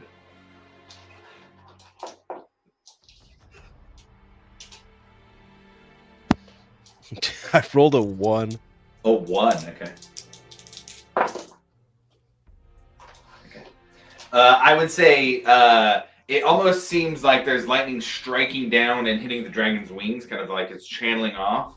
Not able to actually get lightning to strike the actual spear, though. But it's a dope-ass sight. Yeah, absolutely.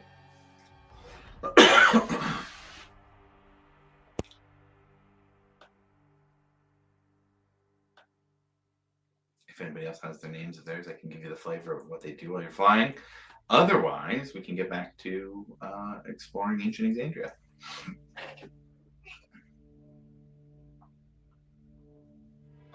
Okay. Got it. So with that, the party travels over the ocean towards the continent they know as Tal'Dorei, with a long flight. How long does the telepathic bond last, Milo? I think only an hour. Only an hour. Okay, so for the first hour of this trip, you guys would have the telepathic bond. As you guys get past the ocean, it does take hours and hours. Let me pull up the map here. For the sake of distances.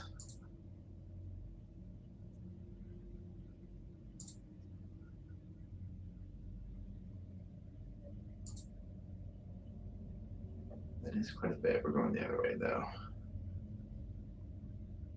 Okay.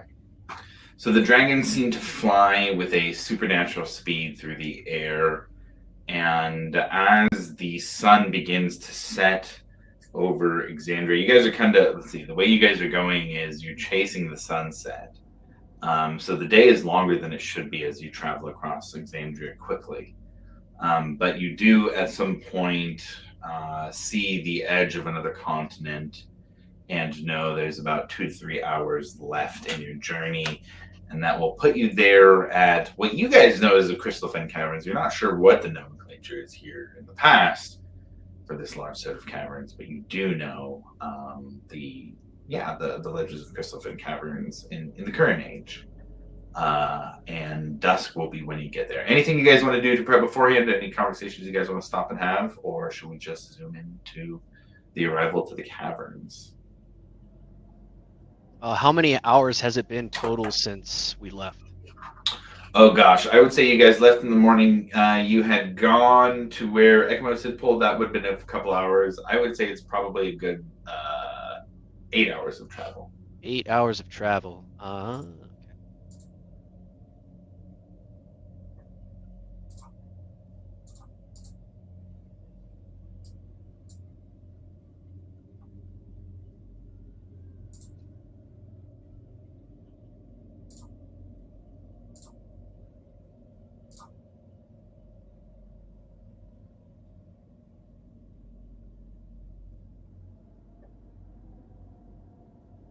Something you wanted to do in the meantime? No. Gift Alacrity's down. Okay. Okay, just for reference, got it. Okay, cool. Okay. So then I would say with that, the party flies over the land and starts to see. You guys have been on Wild Mount and Tal'Dorei and seen the difference between the two. I would say this has more of a Tal'Dorei feel to it, although everything that is here looks wildly different than anything that you would be used to seeing. And you guys get to a large mountain range, and I just for the sake of getting there, I'm going to tell you, just have you guys. You know where it's at. You can get there. Pelor was guiding you in this quest anyway, so I'm not going to make you guys find it or anything. But you do get to a known entrance of Crystal Fen Caverns, and it is a large. Man, for those of you guys who know the large cave in Asia, that's the largest cave system in the world that has its own weather patterns and its own kind of biome there. It's very large like that here on Tal'Dorei, where it is a large open hole in the ground that you can start to fly into that has a small forest down about 300 feet down.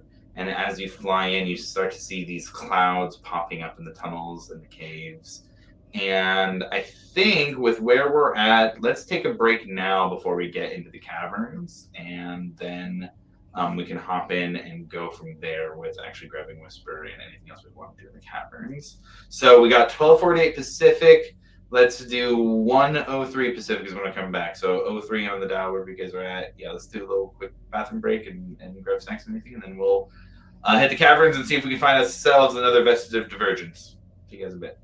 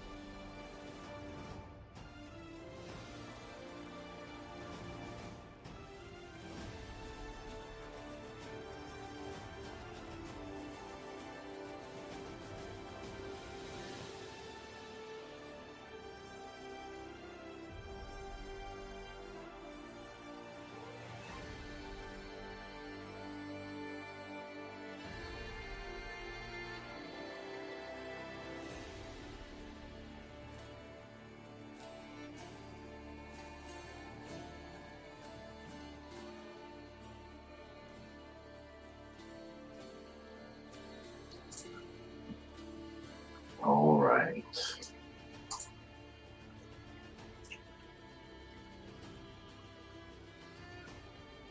Hello. Hello, hello. Let's get the vibes a little different here. I think we actually have a super specific. Yes, we have the track titled "The Caverns of Crystalfen," so there's no more appropriate time than the present to use it. With that, I would say this cave system that you guys now move into, the dragons, the spirit dragons can fly into, but overall, it'll be a little tough for them to navigate in here once you get down a little further. But as the group flies in, it's very quickly evident that the name, the Caverns of Crystalfen, how at least in the modern times it got, that there's crystals everywhere. You start to see geodes, at first small, looking like little sparkling lights around the edges of the cave that reflect any light coming in like starlight around the edges of it. You guys fly in and start to descend into the caverns. Anything you're doing in particular, keeping watch? How are you guys moving in here? Ooh, good question. Milo kind of pushes Grim out in front. Okay, Just gonna go there. cool. No, you'll be fine, man. Go.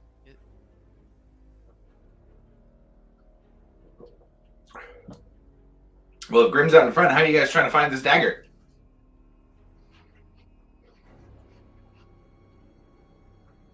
You see anything? Is it dark? Yeah, it's a cave. Well, I was just curious because I think we got that advantage on like stealth rolls at night now. Nighttime? Right? From I think it was from the Moonweaver.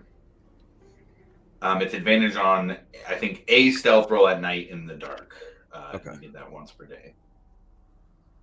You're welcome to make that now. It is in the dark at least if you guys are trying to do that. But I'll leave that up to you guys. Did we get any other description of where it was, or you just said it's here, find it? Man, Kev, can you tell me, does Legend Lore say anything about like locations of stuff? I don't. I'll think give it's it to you if anything, Legend Lore is that specific. It's one of those ones that seems like it's more up to the DM than anything else. More up to the DM. Information you learn is accurate, but might be couched in figurative language. Okay. Couched. I don't know what that word is.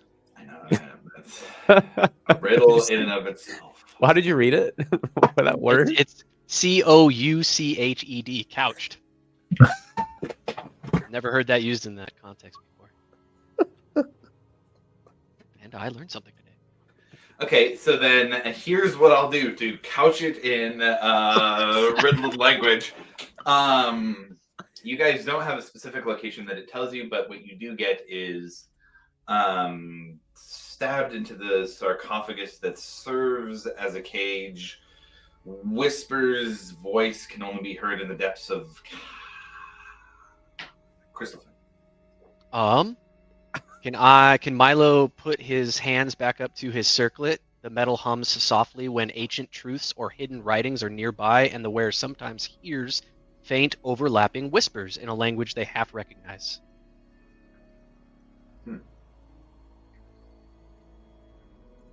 Man, this is actually very specifically a couple things too. Roll me a perception check with advantage. Alright. Perception check with advantage.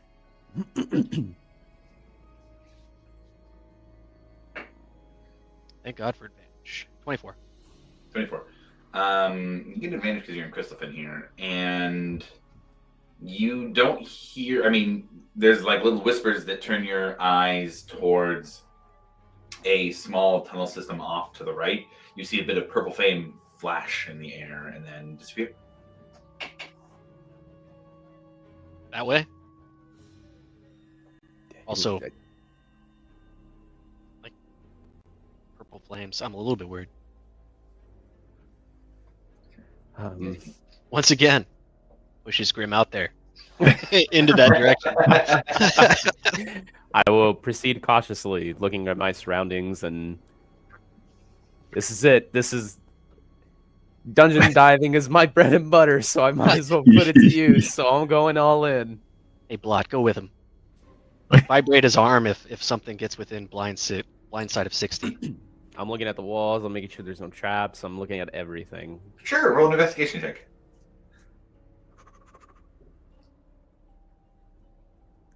24? 17 plus 7? 24. Yeah, you don't see any signs of traps. You do find a couple old bones on the ground. You just see, I'm not sure as it's on the ground, you fly over.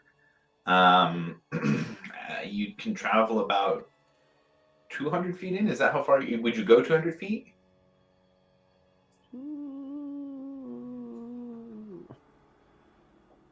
Yeah. Okay, at 200 feet, the walls start to get smooth. You start to see etched murals on them. Ooh. Do they have like a... Are they telling a specific story? A lot of them are pretty worn down. On one side of the wall, you see a lot of depictions of dragons that are fighting against very demonic-looking things, abominations. On the other side, you see very similar scenes, but it's often humanoids or heroes fighting against them. And it looks like the heroes on one side are, for the first 3 panels, able to fight off the oncoming hordes that are coming up from the ground. But it gets to the 4th, 5th, and it starts to show the seeds of them getting overwhelmed. Whereas on the other side, the dragons, and you see that their eyes, they're etched into the walls, but their eyes have purple gemstones in them, and the dragons that are all depicted here on the walls seem to be holding back steady against the hordes coming up from the ground.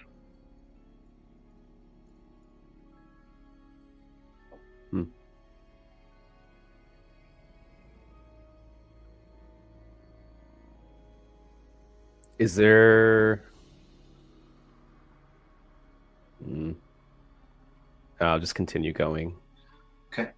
You travel about... You can get to another 150 feet before you see anything. Get you 350 feet down into the chamber. Sure.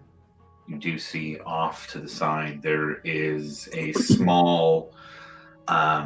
it's not a full hallway, but there's a little bit of it's a door that's carved into the wall. You can walk in about 3 feet before you actually get to the door. It's made of obsidian. Obsidian? Is there anything written on the door? Anything at all? Any symbols? Anything at all that can tell me, like is there...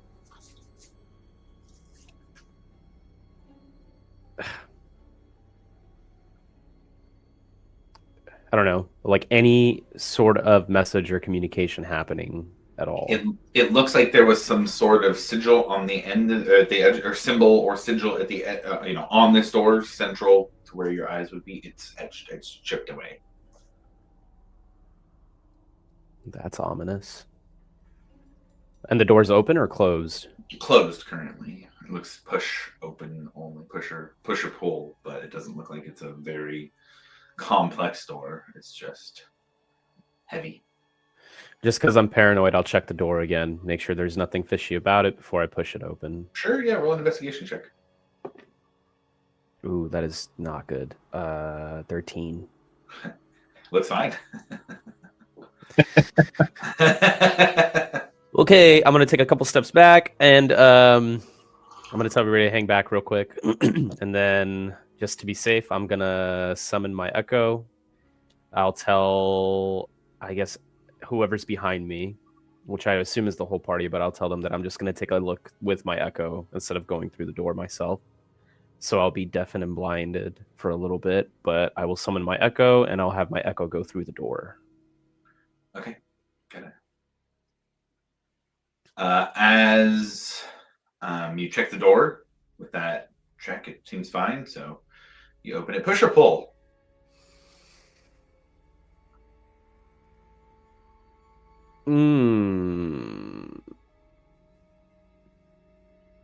Why Why did you scare me so much with that question? Very simple question. That is... push. Okay.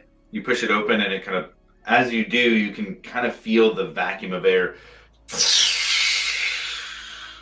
kind of rush into the room. You can almost feel it like pushing you into the room as the air goes in, and it kind of gets equilibrium with the atmosphere outside. And as you look in, you see obsidian stairs down into darkness.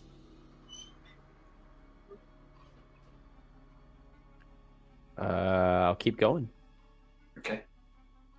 You can get 20, 25 feet before you see chains hanging off to the side, large chains hanging kind of down in a downwards angle from like the same way the stairs are going.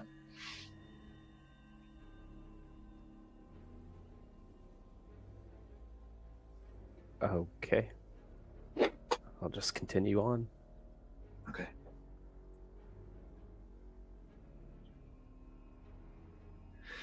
Another 25 feet and you see a platform at the bottom. Still obsidian and about 25 by 25 feet square. And you see this is where the chains end too. You see then there are also chains on the other side going up in the other direction. 4 total now that you can see is leading down to this platform. And on this platform, I think the word that can best be described as what's here is a sarcophagus. Very plain. Obsidian, but no markings on it, just jagged black rock. And at the top in the center, a dagger sticking out of it. Oh my god. It's not going to be that easy. Touch it. Grab it. Get a bag of sand. Replace it. Yeah, I'm just going to have my echo just beep up to the dagger. How far can your echo go, and is it just your echo going in? It's 1,000 feet. It's 1,000 feet now at your level. It is. While your echo is being used in this way, it can be up to 1,000 feet away from you without being destroyed. Oh, you're doing your the same feature you used before, don't Yes, you? yes. Okay, got it. So I'm like back even before we as the party did not cross into the door, but my echo went through. Got it. That's totally fine. Same description for everything so far up Okay. to that point. I will obviously either way, just be check it. communicating what I see, and then I will. This is. I don't know if I should be in there, and if it's scary, it's spoopy. Do you want me to push your body in there?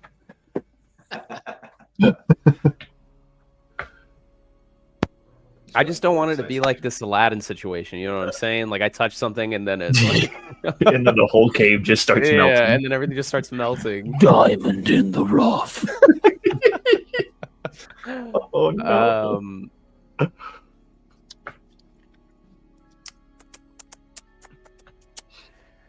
Yeah, my echo's gonna go up to the sarcophagus Okay.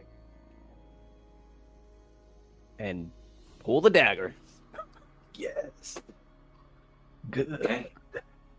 It gives a little bit of resistance. And as the echo touches it, what are you only looking through the echo, or are you kind of looking in? Can you look through the echo? What? Yeah, you can't look through the echo while you're doing that. I can look. I transfer my consciousness to my echo, and as an action, I can see through my echo's eyes and hear through So its you're ears. fully it. I'm in it, but I can end that connection at any time. That requires no action, or I can teleport and swap places with it. Okay. So I can then be, but my consciousness is in the echo. Yeah. Okay. When you grab it, you look down at your echo hands, and they start to kind of change a little bit. They're warping. This is You know so stupid. I'm gonna tell the group. Yeah, I'm gonna tell the group of what's happening, like that my echo's warping, and I just have a feeling that I have to physically touch this thing, so I'm gonna go there. Do you want us me on in the there with shoulder. you? Tap me on the shoulder twice. Ah, You want, like, if you want to come with me, tap me on the shoulder twice. If you don't, tap me on the shoulder once. He just feels a shit ton of Milo. taps on his arm. Milo. So wait, how many people are going in? I'm Uh, going. You're gonna go with him? yeah, Oh, yeah. I was interested. Mm. Oh, whole party? Okay. Fuck it, we ball, dude. Everybody, let's go! Fuck it, we ball. As soon as they start bringing me closer, as soon as I see that they're in the room, I will swap places with my echo, and then Okay. I'm immediately holding the dagger. Okay. You grab the dagger. There was resistance. Do you try and pull it out again? Yeah, now that I'm physically touching it, yes. Can I hold an action? Sure. What is it? I'd like to hold.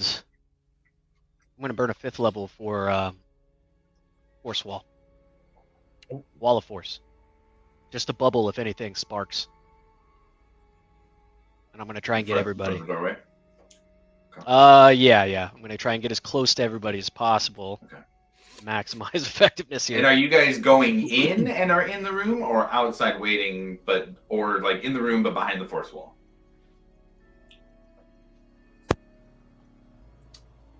I mean, I'd like to try to be as close to Grim as possible. Yeah, I was gonna say I want to be like That's- up on that sarcophagus. And I'm with the squad, readying the force wall. Okay. Grim, as you grab this dagger, you hear a faint voice in your head.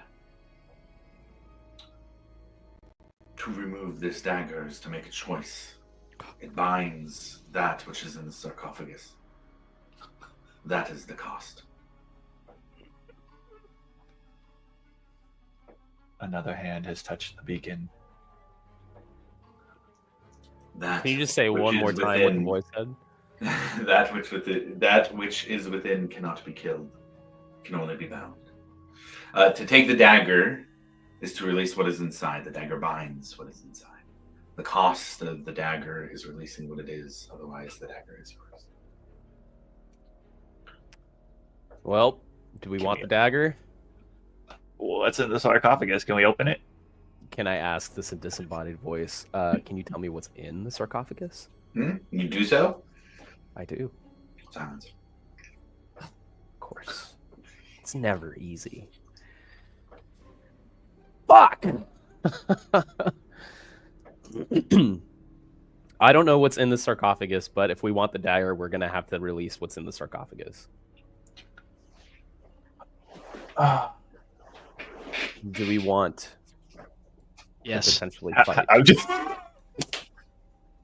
Okay. I'm curious. I got to know what's inside that box Okay. now. Okay. What- Okay. another What is time. the sarcophagus like sitting on? Like, are we just like a Just in the platform. cave. So there was obsidian stairs. There was obsidian stairs, not attached to anything, just going down from the obsidian door, just kind of with open space around it. It led down to an obsidian platform, kind of floating in the air with 4 chains down, attached to the top of the lid in the 4 corners, with a dagger stabbed in the middle. On a 25 by 25 foot obsidian platform, hovering in the air currently. can't see the ground? Okay. No, God. How far in from where we are to the like opening of the cave? How far is that? I think I had described it as like 25 and 25, so it's about a 50-foot staircase. So you guys are probably about 60 feet from the doorway about this point. Okay, what about the opening of like the cave? Oh, that would have been a few hundred feet. Man, probably a couple miles back, actually. That you guys have been. Okay, you said a few hundred feet. Okay. Yeah, at least a few hundred feet. Hey, Blot, go back over on that side of the door real quick. Thank Thank you. He's gonna squirrel on the other side of the door. All right. Well, if we start falling, I can take one of us back out there. The question is, are we Yeah. gonna Grab somebody. fight what's in the sarcophagus like immediately, or are we just gonna That's the take vibe it I'm and getting. run? Hey, as soon as he Taking it starts to and come run. out, we just I like that we one. just ground pound him. You know, I like taking it and run. every single one of us is. We're all very experienced runners. I think that's a good plan. That's a pretty good plan too. He's like holding the magic for force wall. Wall We of could force. also like Push it off the platform. uh, Whatever comes out, just push it off.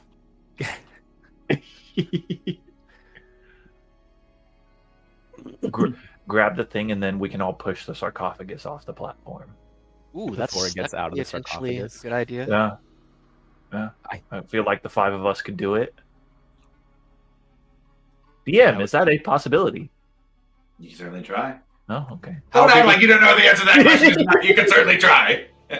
We're at the end of the campaign, you guys. You know you can try it. Oh man. Pull that dagger. Am I pulling and are we running or are we fighting? Pull it and find out. Okay. Yeah. Pull it and start to run, but keep an eye and see if we But look want at it, you know? Yeah, Don't exactly, truly commit to the retreat yet, and then Yeah. No.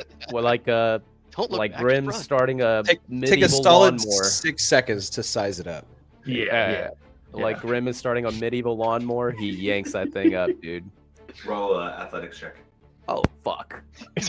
It's all this hype, and he's like, ah.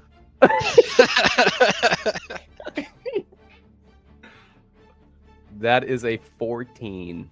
14. Pull it Yeah. up. Not quite the strength to pull it out of this obsidian sarcophagus lid. Okay. You can give it another shot. Can I help him? Yeah, I was gonna say, hey, Grim, you got this. Give him a pat on the shoulder and bardic inspiration. Oh wow. Okay.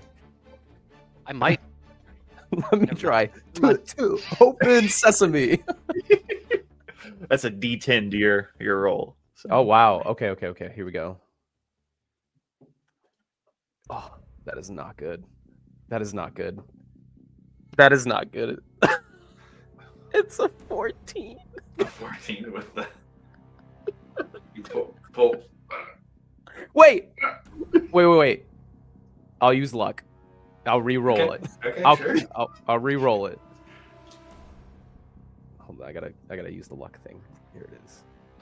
Come on, my whammies. That's even worse. It's a 6. We're going backwards.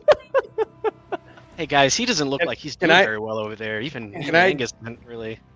Like grip Grim, around so here's- his hand, around the dagger, and pull it up with his hand. So yes, before that happens though, there were 2 attempts here. He wasn't able to get it out, and on that second one, this blast of magical energy comes out. So he's grabbing it, but he's not able to pull it out and actually wield it here in this moment. Milo, you start to see this magical blast coming out of the dagger. This, Force I think, wall. was your wall of force. Yeah, well, we're gonna bubble over everybody that we can. You bubble over everybody that you can. Grim is not in that, but everybody else will be. Grim, as you grab this dagger, this magical energy blasts out, and it's going to be roll me a dexterity saving throw. That's what I need. That I'm actually pretty decent at. That's pretty good. That's good news. That is a 28. A 28. Okay, so you're going to take half damage here, which is... Is that a success? Yeah, that is a success, which is half damage. You're going to take... You have evasion. If Oh, unsuccessful, okay. I take no Okay. damage. So the total would have been 53 points of bludgeoning damage. Woo! You would have taken half, but because of evasion, you don't take anything. So Anything. you are able to So dodge fast. as it blasts out. These rocks and pieces of obsidian blast out, and instead of pushing into you and pushing you backwards and taking all this damage as you tumble around this chamber, you are able to dodge it. Uniquely qualified for that situation. The wall of force is up. The dagger is still there. You can get it. Come on. 3rd time's the charm. Reach out of the bubble, tap him on the shoulder, give him another bardic inspiration. I'll allow it. I don't know if you can, but I'll allow it.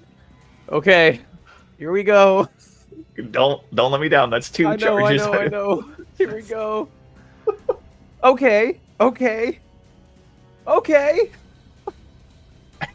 He's 16. 16, 17, 18, 19, 20, 21, 22. 22. Ooh, that's better. Yeah. That will you pull the dagger out, and you see that same blast exude out. Now you're the wielder, so it's not going to deal damage to you. But it is still going to blast up against the force wall. Milo, you avoid saves for everybody. 56 points of bludgeoning damage. 56 points of bludgeoning damage on a failure.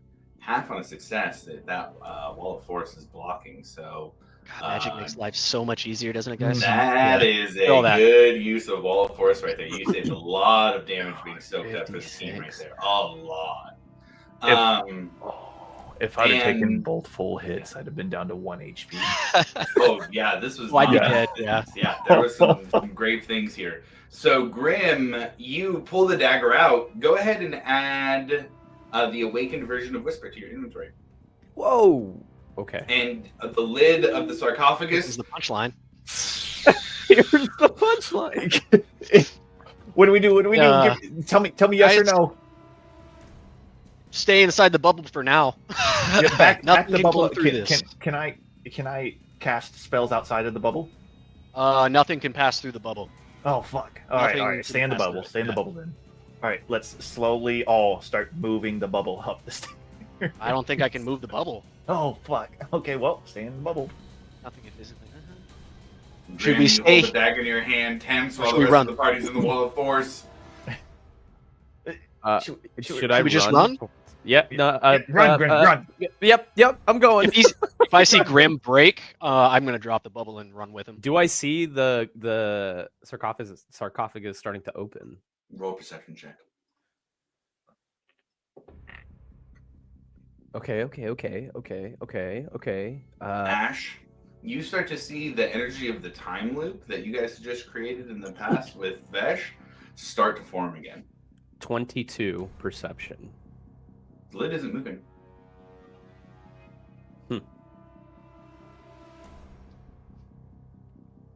It's disappointing, honestly. So nothing's really happening right now. Oh, what did we just do? Well, let's leave.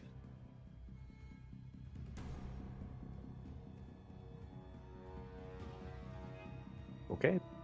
All right, Grim, you're the last one up. You're the wielder of the dagger. We're leaving. Okay. And Ash, you can't clean this one. This is messy.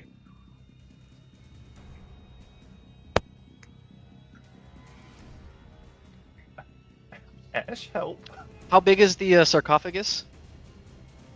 He's downloading the whole process of what the fuck just happened and trying to upload it right now to us. Calculating. Well, Yeah, I mean, 8 foot by 4 feet. A standard sarcophagus size. We'll call it King Tut size.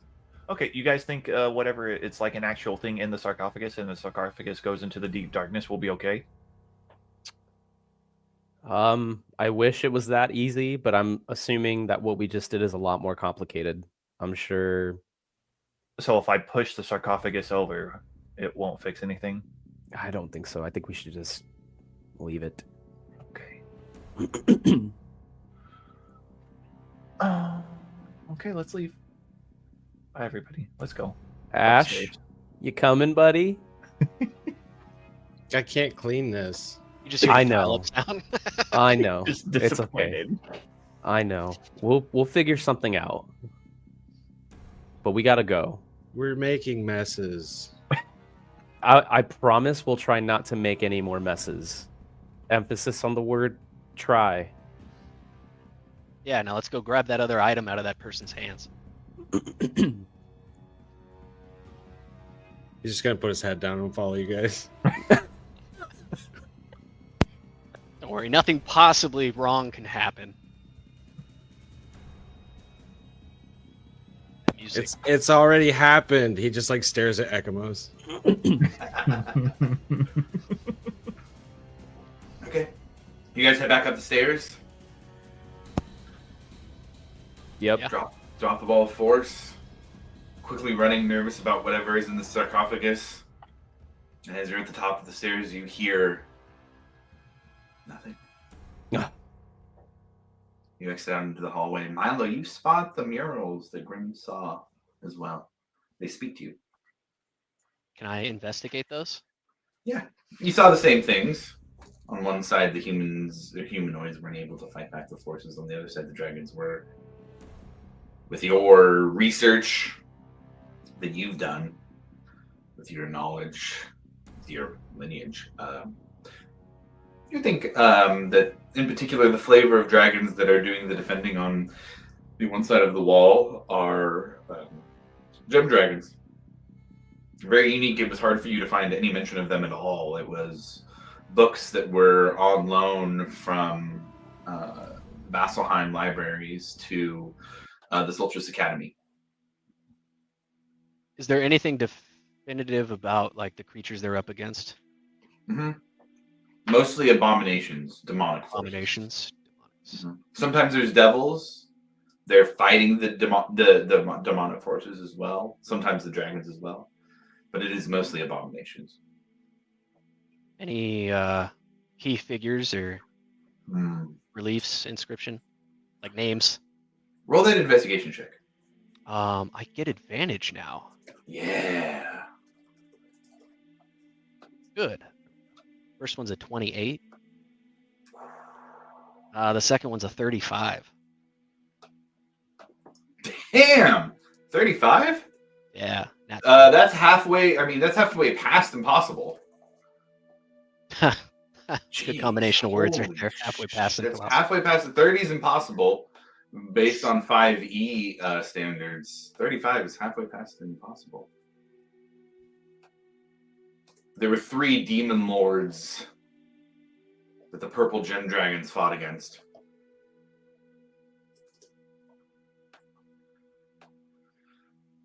Zolgralon, Drazgamuth, and Zoglamir, the demon lords of ancient Exandria.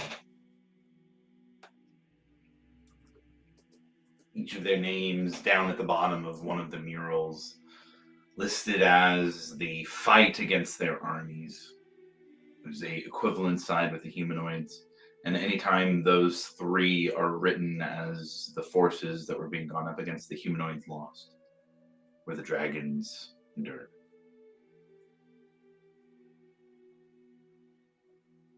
As the party walks past it, Milo's just going to kind of read what he can and describe what's happening in the murals as we're all exiting the caves.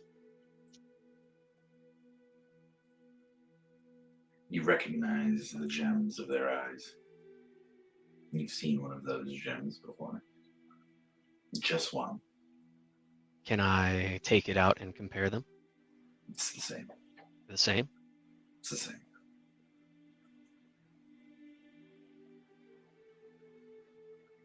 Just kind of looks at him for a moment, nods his head a little bit to himself, and then puts the gem back in his pocket. Continues to walk. I think the rest of the group would probably hear him stutter a little bit as he kind of just affirms something to himself and then continues.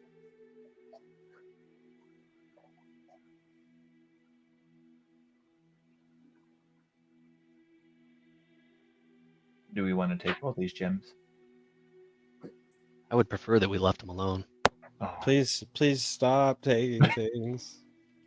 okay, Ash, I'm sorry.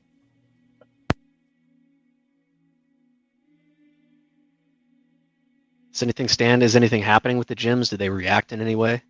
Do I get the sense that there's something that I should do here?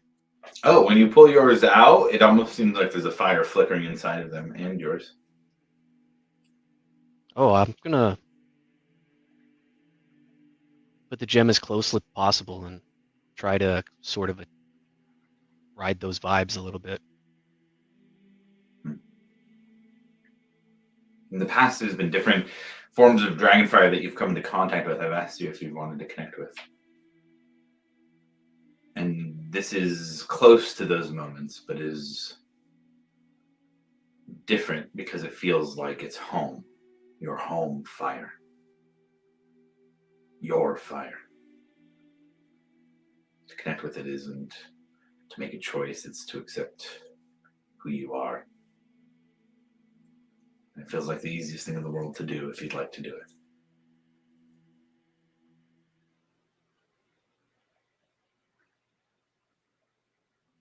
I think Milo's about ready. And he kind of takes a deep breath.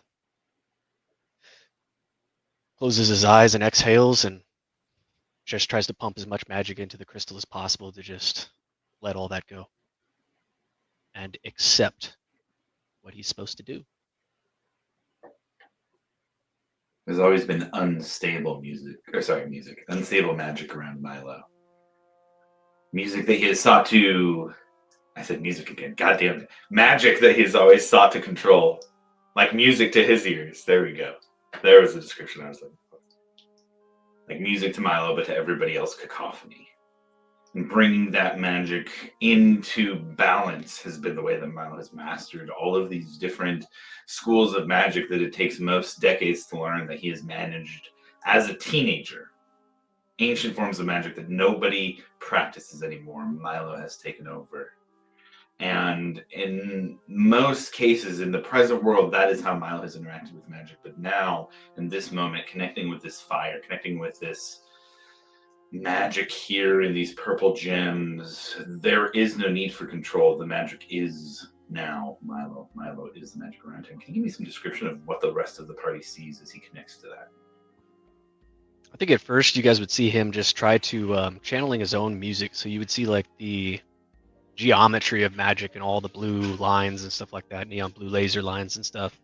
And then all of a sudden, like almost like Dragon Ball Z, everything would kind of go purple and his hair would start to flutter up and start to go as energy just warped around him, and it goes all the way to a deep amethyst purple color as the magic swirls around. You all begin to feel the air around you in the cave move violently. Not at once and without stopping, but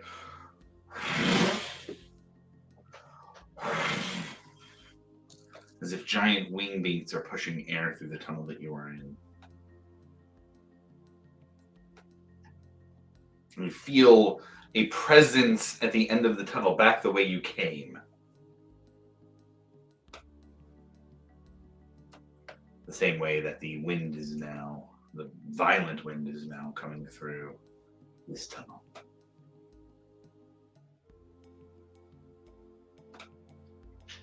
You guys are ready to possibly meet my father? That's what I'm guessing is at the end of this tunnel. As he looks over his shoulder at his friends.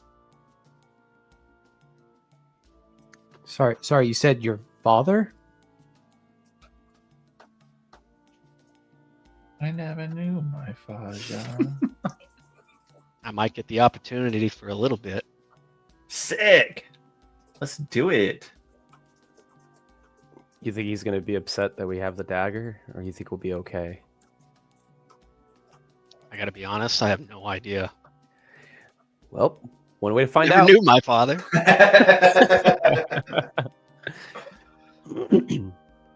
I'll push Milo up ahead and I'll tell him, all right, your turn to lead. Shit. Yeah, no kidding. Yeah, I think it is. You all walk to the edge of the tunnel, seeing purple scales as you move forward. As you breach the tunnel where you entered into the larger cavern, you see sitting across the rocks and all of its grace and power, an ancient purple gem dragon, standing here, ready to address the party.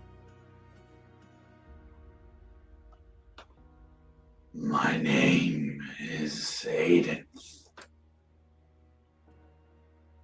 and one of you carries my blood.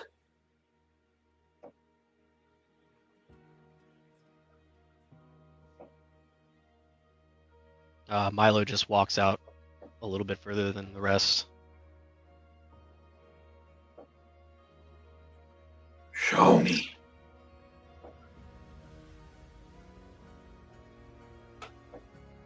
Milo's gonna let the amethyst crystal just move up in front of him, using his telekinesis to do so. And he's just gonna let it go, let all the tension, all the anxiety, let his magic blend, and he just kind of accepts what's happening. He accepts the guess he's taking at the role that might, after the information that he got from his mother.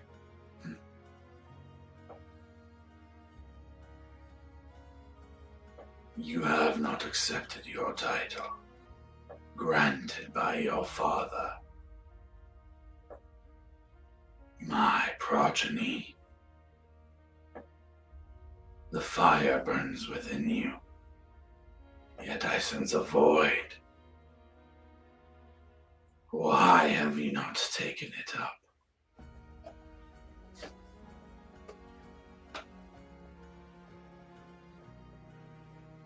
What if I fail? What if my magic, or what if I'm just not enough? Ah! And you see purple fire exhale from his nose. You are a dragon. You have always been enough. You will always be enough. That fire that burns within you has the power to shape the world. Why do you deny it? How do you expect me to accept it? I've never even seen you except in my dreams. I've never been a human, never quite an elf. Do not be worried with what you are. Be worried with what you can do. Be worried about what you need to protect. This is the fire that burns within you. And he rears his head back and blows out fire through the tunnel. And if you guys weren't in this little side tunnel here, you would all be instantly incinerated. Milo, you feel an ancient power that rivals the fires of Tiamat that you have connected into. With the actual divine god, this power rivals. Without any bit of celestial connection, you feel this raw energy within you. You ask questions to give yourself an excuse. You can, and that is all you must know. The world can be yours, not to rule, but to protect as its guardian. You are dragon. You can. That is all that matters.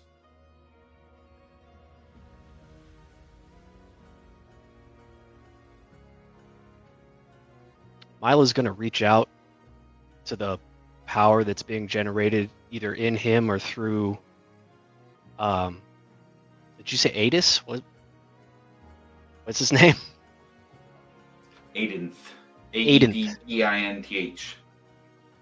Coming either from Milo or from Aidinth. And he's going to try and kind of magically or mentally or emotionally reach out and kind of grasp that. And he's going to say to himself, it's about time that I can do this. And he just kind of looks over his shoulder at his friends and kind of smirks and goes, as he kind of makes contact with the magic, and he looks over and he says, I am dragon. And you see big amethyst wings pop out, maybe like 30 feet. And he just tries to grab that. And as Milo connects to that purple fire, give me the description. Continue your description as what it looks like as your form begins to mirror Aiden's.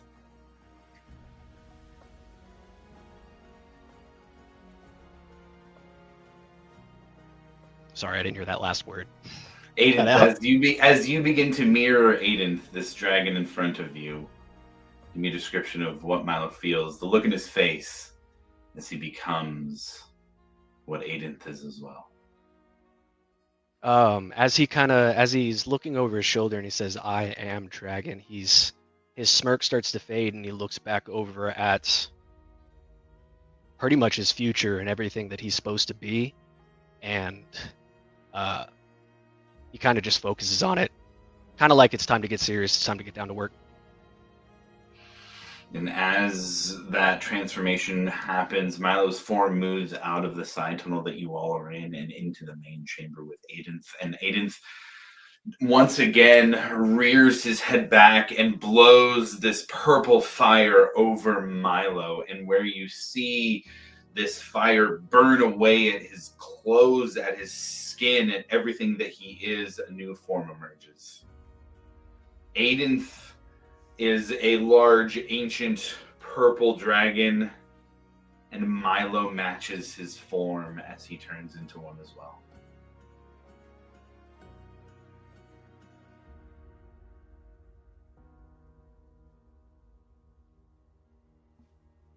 As he does kind of complete that, Milo would like to kind of mimic Aiden's roar and start shooting some amethyst flames up in the air with him. And purple fire consumes every bit of atmosphere in this main chamber. The party feels heat that almost overwhelms them.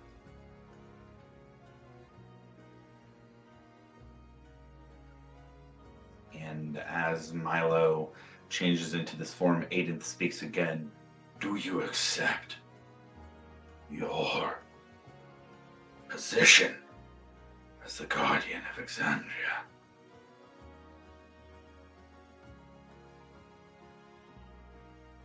I accept. It is time. Then let my fire be yours, as it always has been. And Milo's form begins to return to the familiar shape that you know.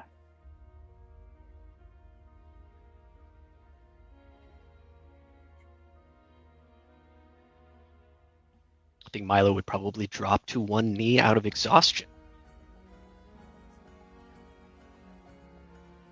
We'll slow down the vibe a little.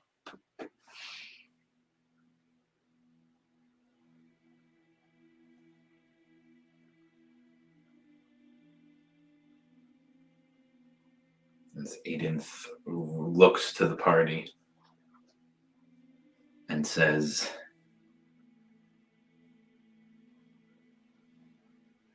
"It is clear your presence here is unnatural, yet destined. You all seek strength, wisdom. But do not forget what you already have. What your world, what your time has provided you. There is strength in many hidden places of the world. Many people who you might not envision it in. The current age, my age, has lost sight of that. To usher in Exandria to a golden age requires finding those hidden truths, the secrets of the world that are kept hidden, so that those in power may remain.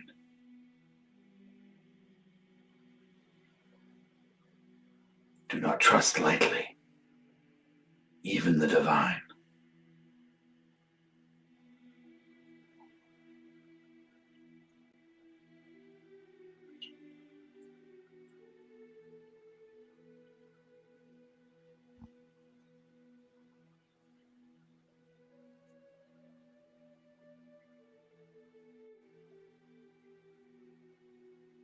We will do what we have to do.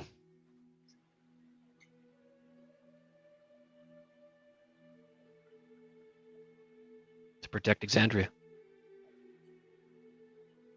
And our people. And he looks at you, Milo, specifically. As you are bound to do.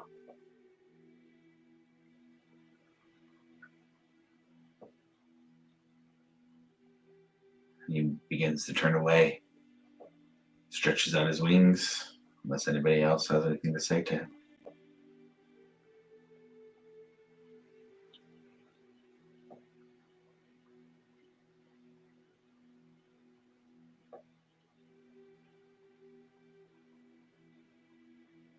Lifts his wings.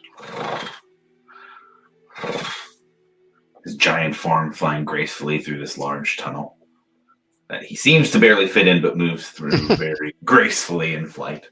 Like a big purple turd. Sure. I'm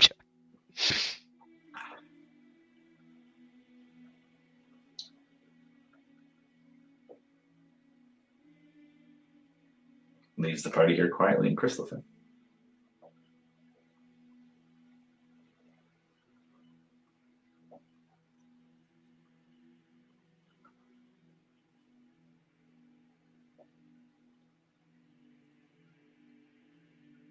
quite the score from the cave.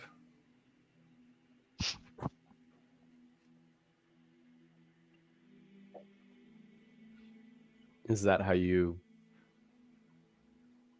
imagined your meeting going, Milo?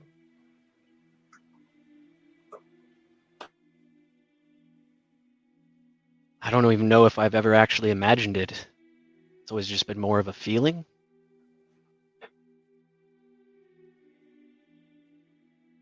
But no, actually, I thought it might happen outside. Did not expect the cave.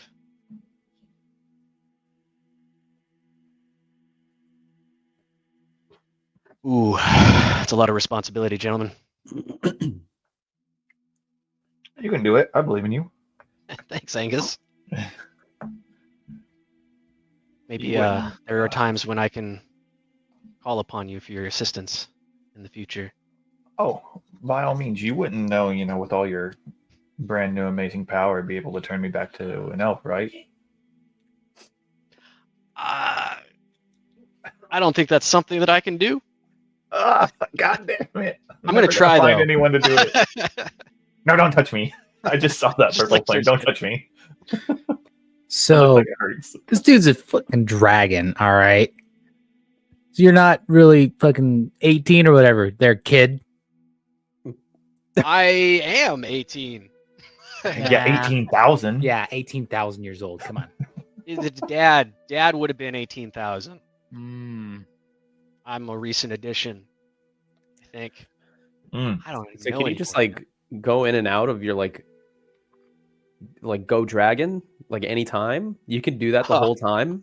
Milo squats like he's about to try and take a shit and just says, "Go dragon!" and pressure. Yeah, no, nothing. I don't know, man. No. So I want to know if your dad's a dragon and then your mom's a human, Oh, here we go. how does that work out? Would Milo know anything about? Yeah, there's enough magic in the life. Fine. I'll make it make sense for you guys. Dragons have polymorph. Milo would know that dragons can turn polymorph and become a human. Oh, okay. Mm. I was thinking like how storks deliver babies in like little A little like instead of a stork, it's like a dragon. Same as fairy. little spirit dragon. Yeah, Yeah, a little there we spirit go. dragon delivers like little babies. Spirit dragons don't exist. Oh. Because Sorry, we haven't been riding on Five it of for like them 2 right days. behind us. There's a spirit dragon outside that goes, oh. They just get a little bit lighter. Clap if you believe them. No, we have to believe or they'll disappear. It's like Dragon Tales. Milo's spirit dragon just slowly starts to fucking get Fade away. transparent. Okay, well, Well, met your dad, got Mhm. Whisper. awesome. Are there any other cool stuff in here? Anything Actually, else? Milo is going to look back over at the reliefs at Zolgralon, Drazgamoth, and Zolglamir and see if he feels any different about those three or has any other interaction. Maybe something was passed down. In terms of knowledge, no. In terms of a burning fire inside of you that makes you want to go and just destroy the reliefs themselves because they depict these demon lords that how dare they come into Exandria, your domain that's yours. That you will fight, that you will guard, it's yours. Nothing said. We're not going to let that happen. We will never let that happen.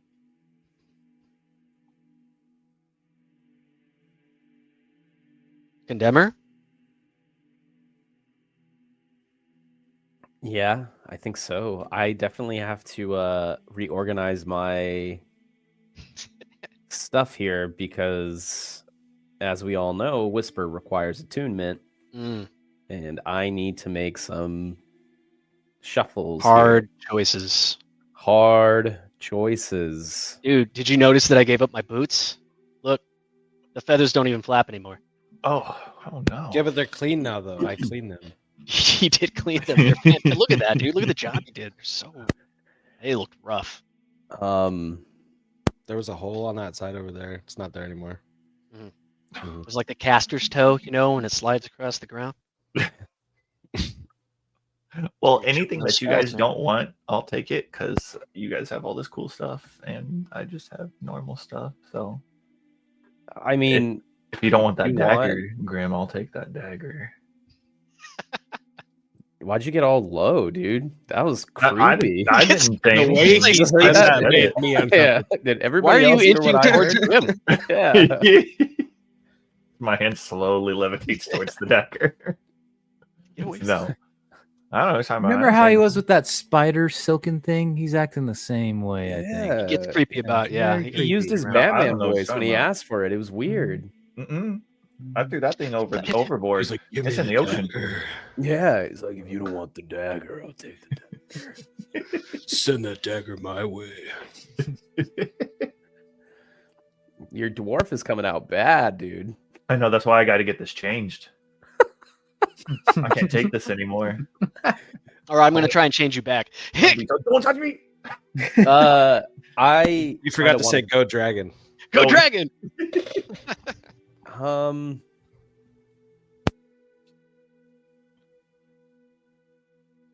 I can give you my scimitar if you want it.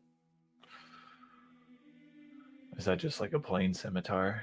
It's the scimitar of sharpness. It when Oh, you that's the attack thing an where you object could, with yeah, this you magic hack sword and somebody in hit, half. Yeah. maximize your weapon damage dice against the target. When you attack a creature with this weapon and roll a 20 on the attack roll, the target takes an additional 14 slashing damage. Roll another d20. If you roll a 20, you lop off one of the target's limbs, with the effect of such loss determined by the GM. If the creature has no limb to sever, you lop off a portion of its body instead. In addition, I don't know where that came from. Yeesh. Addition, you can speak the sword's command word to cause the blade to shed bright light in a 10-foot radius and dim light for an additional 10 feet. Speaking the command word again or sheathing the sword puts out the light. That's pretty cool. No, I'm okay. I got mine. I pat my sword on my hip. I say I'm good. Okay. Thanks, though. Good offer. Cool sword. Cool sword. It is a Thanks. cool sword. That is a very cool sword. I've never lopped anybody's limb off, though. It's hard. It is hard. Yeah. It's okay. Take some practice. Yeah. So, did you say it takes like 2 20s? Yeah, a 1d20 gets you like the typical stuff, and then you need a second 20 in order to lop something off. Okay. How long does it take to attune to something again? Like Hour. hour. I don't think we're going to wait that long, are we? Say we travel to the beach. We wait there. It's the beach. Beach. Okay. To the coast, to be fair. Not The necessarily coast. the beach. Somewhere near the beach. Coast. Beach. Kind of back the same way you guys came. I'm going to tell you, you went to another continent before doing the thing on the same continent. So there's going to be a little bit of extra travel here. What are you guys doing to get back there? Spirit dragon. Just hop on the Spirit Dragons? Is that what I we're think so. I think that's what I we don't got. know. And do we have Yeah. any other options? Yeah. No, you guys hop on the Spirit Dragons, getting ready to go. Mhm. Cool. All right, so you guys hop on the Spirit Dragons, head back off across the large ocean that exists in between the continent where you were and the continent where you are now. Flying overnight. We're at dusk for the encounter we just had, so it's be kind of into nighttime now. It's kind of scary. Flying at night over an ocean. I can give everybody dark vision. Ooh. Mm. Okay. That turns the tables. Yep. I will give everybody eyes of the night. You guys get dark vision for 300 feet. Up to 5 willing creatures. Damn, dude, 300 feet. Nice. Sick. Yep. All right. Through the night. And then I like kind of Pretty impressive, actually. wave my hand in front of everybody's eyes as I go to everyone. Oh, I can see now. Ugh. Whoa. You guys fly through the night to get back to the continent where you had originally come from, knowing generally where Condemner is. An idea. Was Legendor is what you guys did on Condemner, right? last session, I believe. I forgot how we found the information. There was. I know we rolled for something, and then we were able to ascertain 6 possible things that were available to And that us was that one we of could them. find, and that was one of them. And then Milo today cast Legend Lore on Condemner to get an idea that the assassin was on the coast. And then cast it for Whisper as well, so we could find it. The other items that were in it.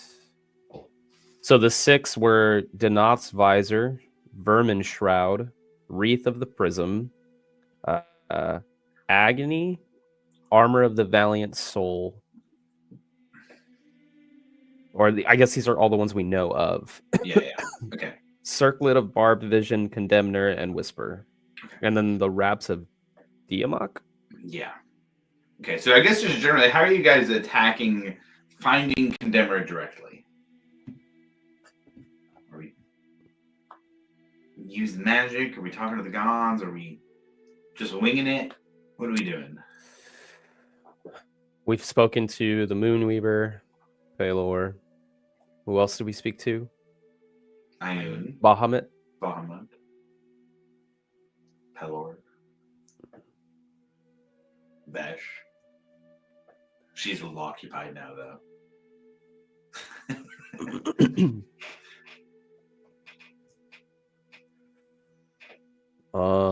This is our last long rest. Oh, quite a while. Don't worry, we're getting there. I just wanted to see how you guys are attacking looking for it first before I had us roll the Constitution saving throws for exhaustion.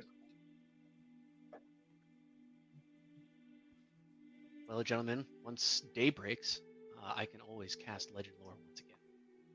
Okay. Maybe try and find a little bit more information. You want to get to the coast, chill out for a second, and then hit that once the sun comes up? That's a possibility. Now that we know who has it, we could ask about that. I think we should definitely get some rest, though. Like, I do not want to be out here with exhaustion. I think that's a terrible, terrible idea. Yeah, I'm feeling a little like my upper levels of magic may be off limits at this point in time. So rest is always good. Refill that meter. And then I don't know if you guys knew this about me, but if I don't have magic, I'm not very good at anything. Except running. have we...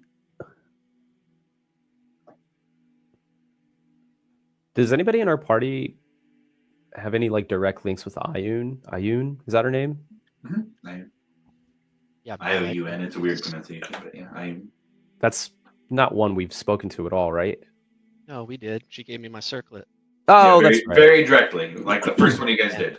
Yeah. Sorry. Everything's starting to blend together. Gods.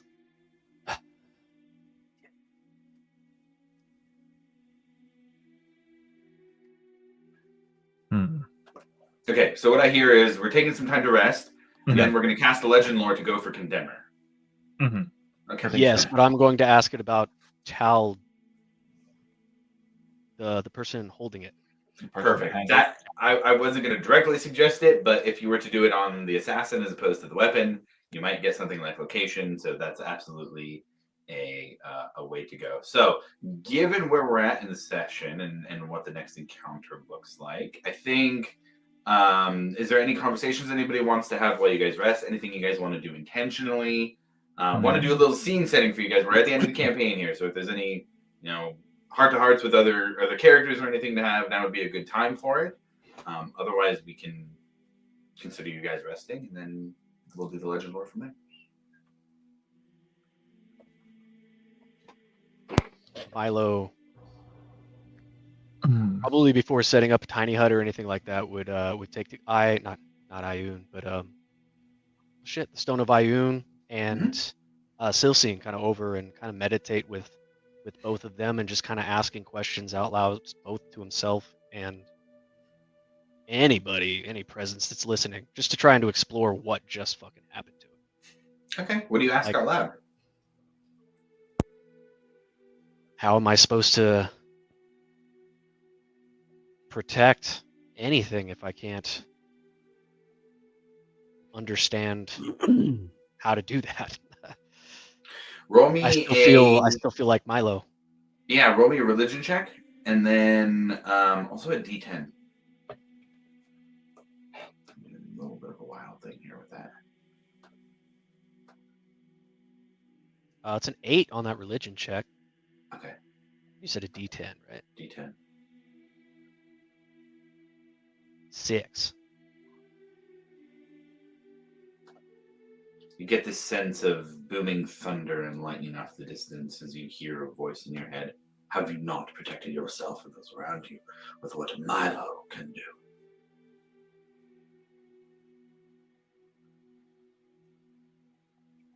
I have. What are the questions you ask?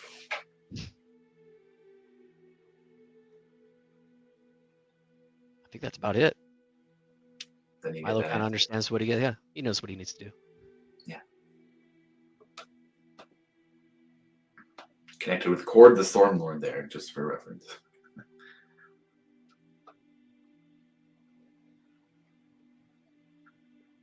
Okay. So we'll say Milo, I would assume makes a tiny hut. Yeah.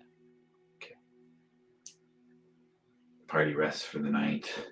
Honors arm, get rest with the party as well. I wanted to do something. Sorry. Yeah, please. Yeah. After they landed and get all settled, Ekamos would kind of go off on his own, not too far, and just kind of look back. I guess that was, the first time he had seen his like brother in like full form next to him when he was with Vesh. So he would just like want to talk with him and just ask like, "Hey," just like kind of somberful, like, "Hey, I hope your death wasn't in vain. Like, I hope I'm doing you justice and all that stuff." So just talking with him about that. Which one you go with? Death in vain or hope I'm doing you justice? Okay. Give me the specifics on that one. I would have that first. I would say, "Hey, like, your death wasn't in vain, was it?"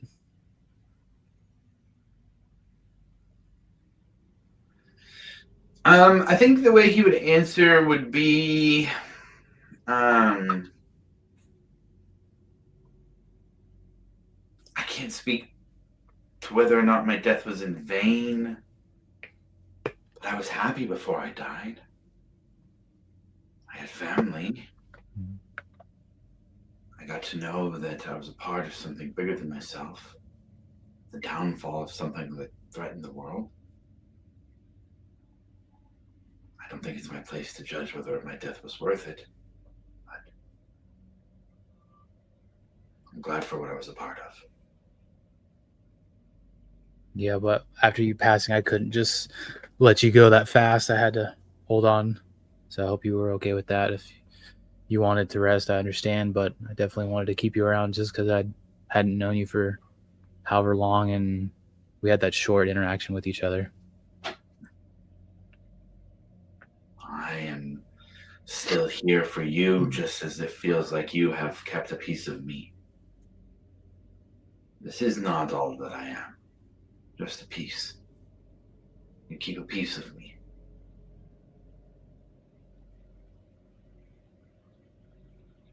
Enough to remember, and that is okay with me.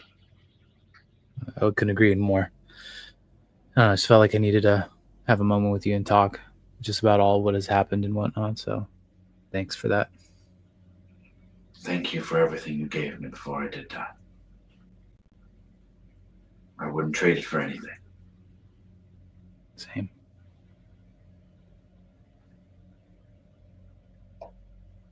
And you just feel a sense of resolution with him. Peace. That the peace that you use your cleric magic with that connects to Pelor has also been granted to Elric as well.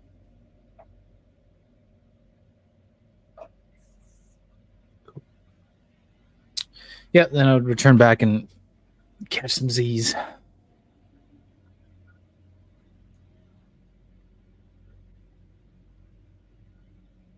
Cool. Anybody else? I'm just going to unattune to the scimitar, and I'm going to attune to whisper. Obviously, I know like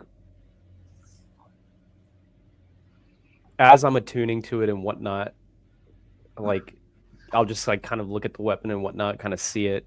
I've never held something so powerful before, so like knowing that this is like a pretty powerful weapon, it kind of just like uh not overwhelms him a bit, but it's like a nervous feeling of like, man, this is really like a big thing. So I'll attune to it, and then I will.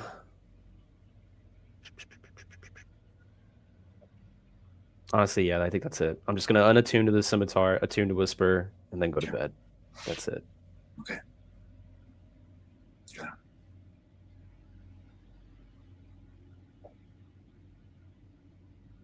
I'll take first watch. Okay. Mile takes first watch here in the. We'll say you guys had to get back to the coast and kind of the desert area where you were at in order to find a place to take a rest, with the idea that the morning would bring a legend of lore and a little bit of clarity on where to look now that you're back in the general area. Milo, roll me a perception check. And while he's taking watch, he's just going to spend time with his grimoire, Ventatis, Okay. just to see Yeah. what that's about. What am I rolling again? Perception check. 16? 16? Nice, okay. As you look through the Grimoire Infinitus, you find its very interesting innate ability to connect your knowledge to the knowledge directly related to the book, storing knowledge outside of your own brain. It's a very unique connection, one that you are sure came from an age of magic that was stronger than what is currently known in Alexandria, knowing its vestige. Not a weird thought for you to have, but the ability to learn to use a spell that is not currently prepared for you, but trailing it through the book is an interesting thing. You start to kind of toy around with the idea of Silsine and how that would play out, but you sense that the book itself is strong enough that if you were to connect Silsine with it, there would probably be some risk of danger to her. How do you feel about that, Silsine? I prefer not risking my safety, but would understand if we're trying to push for the strongest effect possible. I mean, I am curious, but I wouldn't want to make that decision without your consent, taking every step possible to ensure your safety. Well, I appreciate that. We're in uncharted territory with me anyways. I have been pondering this lately, and I would like to continue charting territory with you. I think that's the point. And I understand that is what I am here for. But this is a dope book. Like, upgrade maybe? Hopefully.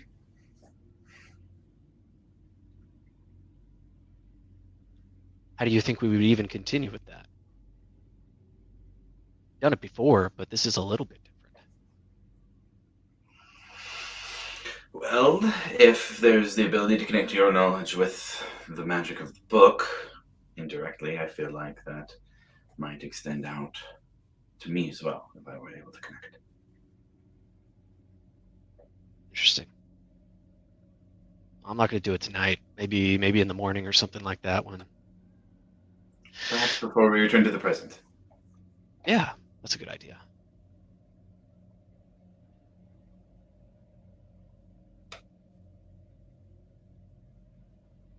With your perception check, it's a quiet night. You do hear loud screeches through the sky. That's part of a little bit of the unnerving thing of the ancient Alexandria here. I would say at one point you do also feel kind of, that T-Rex shaking of your... Just gets low to the ground. Yeah. Just get low, just small. Yeah, there are large primordial things here in Alexandria, but with that, I'll say everybody's able to mark a rest. I was like, Jesus Christ, we almost died last night.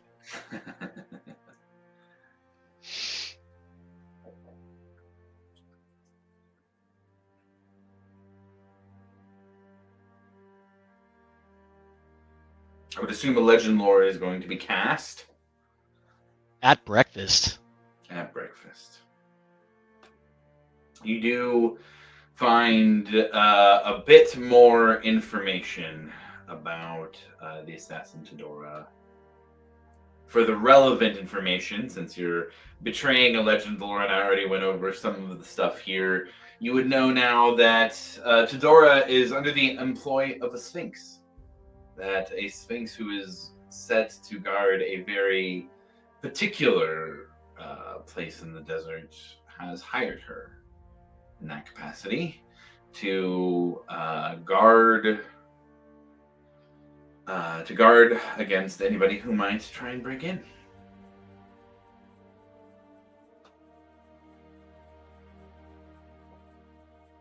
Bastion's Watch for the third day in an ancient Exandria. Here you wake up. You now have the location. We'll say that the legend you burn in the legend lore will get general directions. Legend lore is pretty comprehensive, and you guys are looking for some very specific stuff. 4 hours to the northeast, in the kind of area of western Wildmount, there will be a desert area with a ruin that is being guarded by a sphinx and Tadora, at least, if not more. Do I know anything about that desert area? Oh gosh. Nothing that's not geographic, right? You would know that general area is the Clovis Concord. It's not desert by the time we get to the present, so there must be some climate differences that have led to a complete change in the type of biome the zone is. You know it to be much more jungle-like and lush in the present day, and so there must be some kind of large change in the location of the continent or the way the airflows and water currents are causing weather to happen on the coast there. Besides that, nothing directly, nothing specific about the ruins or the civilizations that might have built them. We have our rough estimate of where we are in time. We know Taldora, we know the Sphinx, we know the location. Grim, do you remember anything about those things that might tell us about what's happening? I mean, I'd kind of like to roll a history check if I can, or help Grim do it. Yeah, I mean, I can, as long as it's okay with Josh. Yeah, I could roll a history check to see what I do know. Gosh, yeah, you guys can roll a history check, and I can give you little tidbits, but it's not going to be much. It won't be any anything tidbits. substantial. Yeah, we're looking at tidbits here, little hints and whispers, nothing substantial. But You wanna yeah, do it with if you want advantage, or you want me to roll separately? Or I guess I shouldn't be asking that question. It's Josh's, so. No, that's fine. I'll let you guys choose. I often do. That's fine. Yeah, I mean, it's your call. Do you want us both to roll, or do you? My history's not bad. Let's both roll. I was gonna say let's both roll separately. I think I get advantage anyway, so that'll go to like 3. Okay. All right, here we go.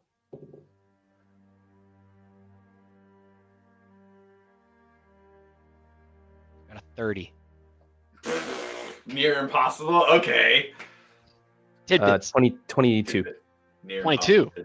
Yeah, 22. 22 and a 30. Near impossible tidbits. Here's what you would know for Milo.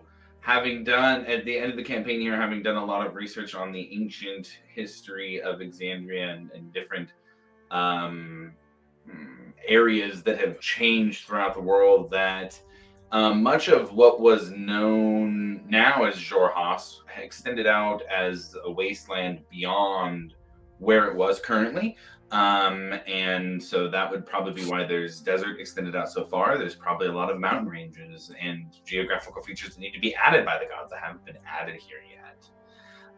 If there is ruins here, it's from civilizations that are very old, much older than, I mean, for it to be a ruin, it would have to be at least hundreds of years old. And there are only 2 or 3 species that could have ruins that were this old. One would be like original elf species that were a bit different than actual elves, but still existed around the time. The other would be very similar. It would be like a early goblin predecessor, but which were much more humanoid as we know it, not small and kind of grimy little goblins. Actually, gold-skinned humanoid beings that equaled elves. Were more, much more established than the goblins and orcs we know today. You could really only be a couple of those civilizations that would have ruins that were ruins by the time we got to this point, which is already the ancient past.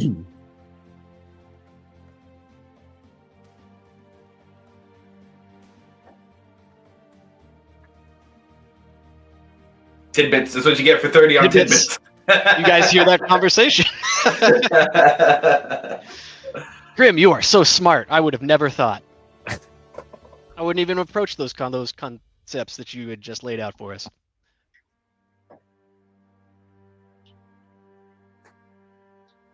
I guess we just head in a direction then. Yeah, you can just head in the direction. If you guys just want to head in the direction, you can head in the direction. Get on your spirit dragons, and did anybody else find their name for the dragon with the features that they wear? And give some personality traits if anybody else remembers who hadn't gone over it yet. Sounds like not. So the party then hops on the spirit dragons, travels through the desert, going again over some of these ruins and pyramids in the area. And I would say flying high enough you guys can see about a half a mile out. A ruin that it actually looks pretty well built, but there are ruins around it. And there is some kind of flying creature atop of it. It's maybe 30, 40 feet tall. And seems to be some hubbub down in the sand that's very easy to see with nothing but dunes in any direction. I'm going to change the vibe a little bit before we get into this again. This is a little positive and resolute. We're going to be a little more. Hey, Josh. Yes. Was Silent Oath one of them? Silent Oath. Dragons? I rolled a 6. Silent Oath. Yes. So, as it is flying, in particular, when it is flying around quickly, or you guys haven't been in combat with them, but if there's, we'll say that at one point, there were some drakes that started chasing you guys, and he was very agile and able to escape quickly. Does not make a sound while flying, not even wing beats as the wings flap. It moves like a living shadow of silver light with its eyes locked on to its destination or to your enemies, breathing slow and steady compared to the others. Ooh. Like that.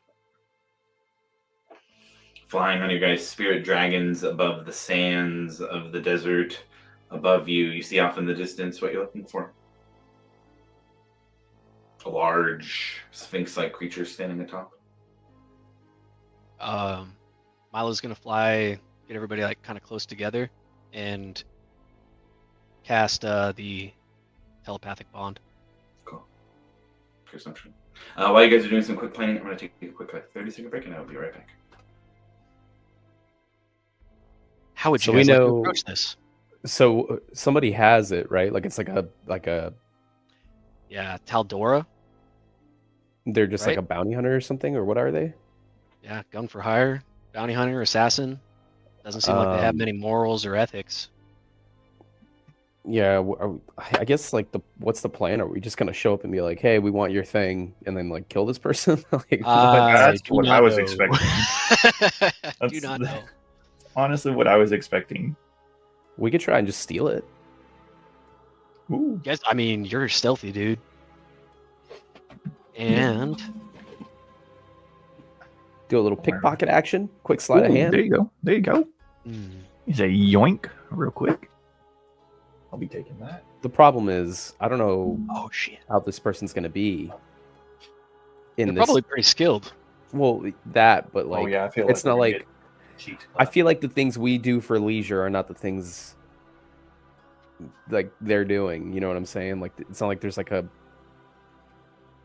tavern anywhere near, that we could just like cause a ruckus. I found my dragon's name. Oh, what was it? Nice. Cloud Dancer. Cloud Dancer. Okay, so for Cloud Dancer, it weaves through the wind as you fly. It takes delight in weaving through the clouds. Sometimes it spirals or dips dramatically mid-flight. Never enough to throw you, but enough to hear its deep rumbling laugh in your head as you fly. Oh, an ornery little fucker. Okay. All right. That fits so well, man. I know, it's perfect. It really does. And why don't we do this, just to show you what you guys see from up in the air. Bet. Let's show you. Did you mean like a distraction, Grim? I mean, almost Or a anything. theft? They got to be like super tense, super like high alert, doing what they do, right? Oh my god. Oh God, the Sphinx is like right there. Did you guys see that? Yeah. We're close enough now. It gives the description of the Sphinx being up on top. Yeah, but I thought inside of a cavern or something like that. They're just right out there. Oh yeah, my yeah. God. Straight shot to you guys. Okay. I see a camel as well. Yeah. Is that Sphinx alive? Is it a statue? You guys want to go parlay? Ooh, Parlay. I love me a good parlay. Dude, I'm a pirate. Angus. You can't say that word. Angus and Johnny are the Oh. parlay masters. I vote that you guys parlay. I mean, I don't even Ekimos, know- you're a charismatic man as well. I've seen you. I've heard I don't you. even know if they're gonna understand us. We can We can always try. try, and I can comprehend any languages. Oh, I can there we always go. translate. I believe Angus can as well. No. It depends I on can what it read is. all writing. Oh wait, yeah, comprehend languages. Yeah, I can do that. Yeah. Never Yeah, mind. see, look, he's got it. So wait a minute. I genuinely don't know how we're gonna do this. Like, Just walk up, and be like, "Hey, how's it going? We save, your- and then we hey, go talk to him. we like your weapon. Can we have it? You want to trade? We'll see if they want to trade for your sword." Sure. Maybe, What I does don't know. Milo know about sphinxes or sphinxi or the plural of sphinx? You're I muted. You're believe muted. it's pronounced Spunkle. Spunkle is the plural of things. Spunk. Roll me a It's Arcana canon. check or History check. I'm gonna go with history. Oh shit. Should have went with Arcana. I think I will go with Arcana. What do you guys think is Arcana. better, a +10 or a +5 with advantage? +5 with Ooh. advantage? That one, that's pretty nice. Probability I like that. seems +5 with advantage. I'm gonna go with history. Okay.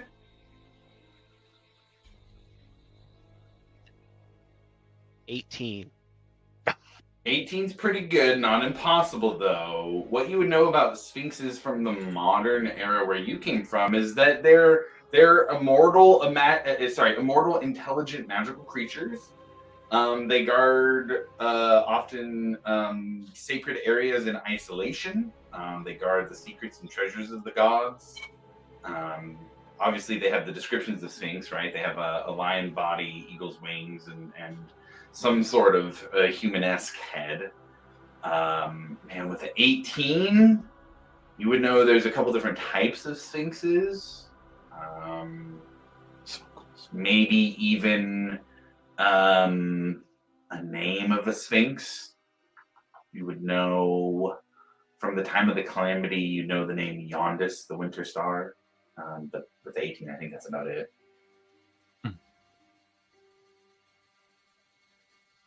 Hey, is that dead bodies right there? You guys see dead bodies on the ground in the area. Oh. By the camels. That's usually not good.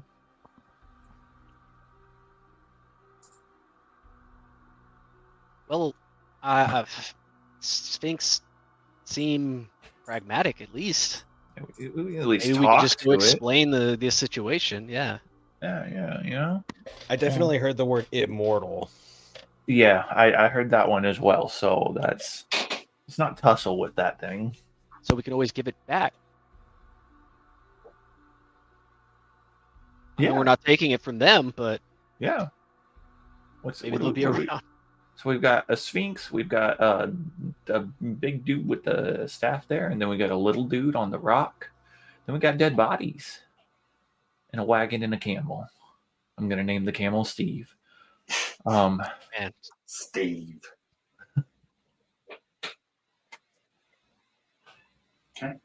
We're gonna have to. So it kind of sounds like we're just walking up to the Sphinx. Is that what you guys are doing?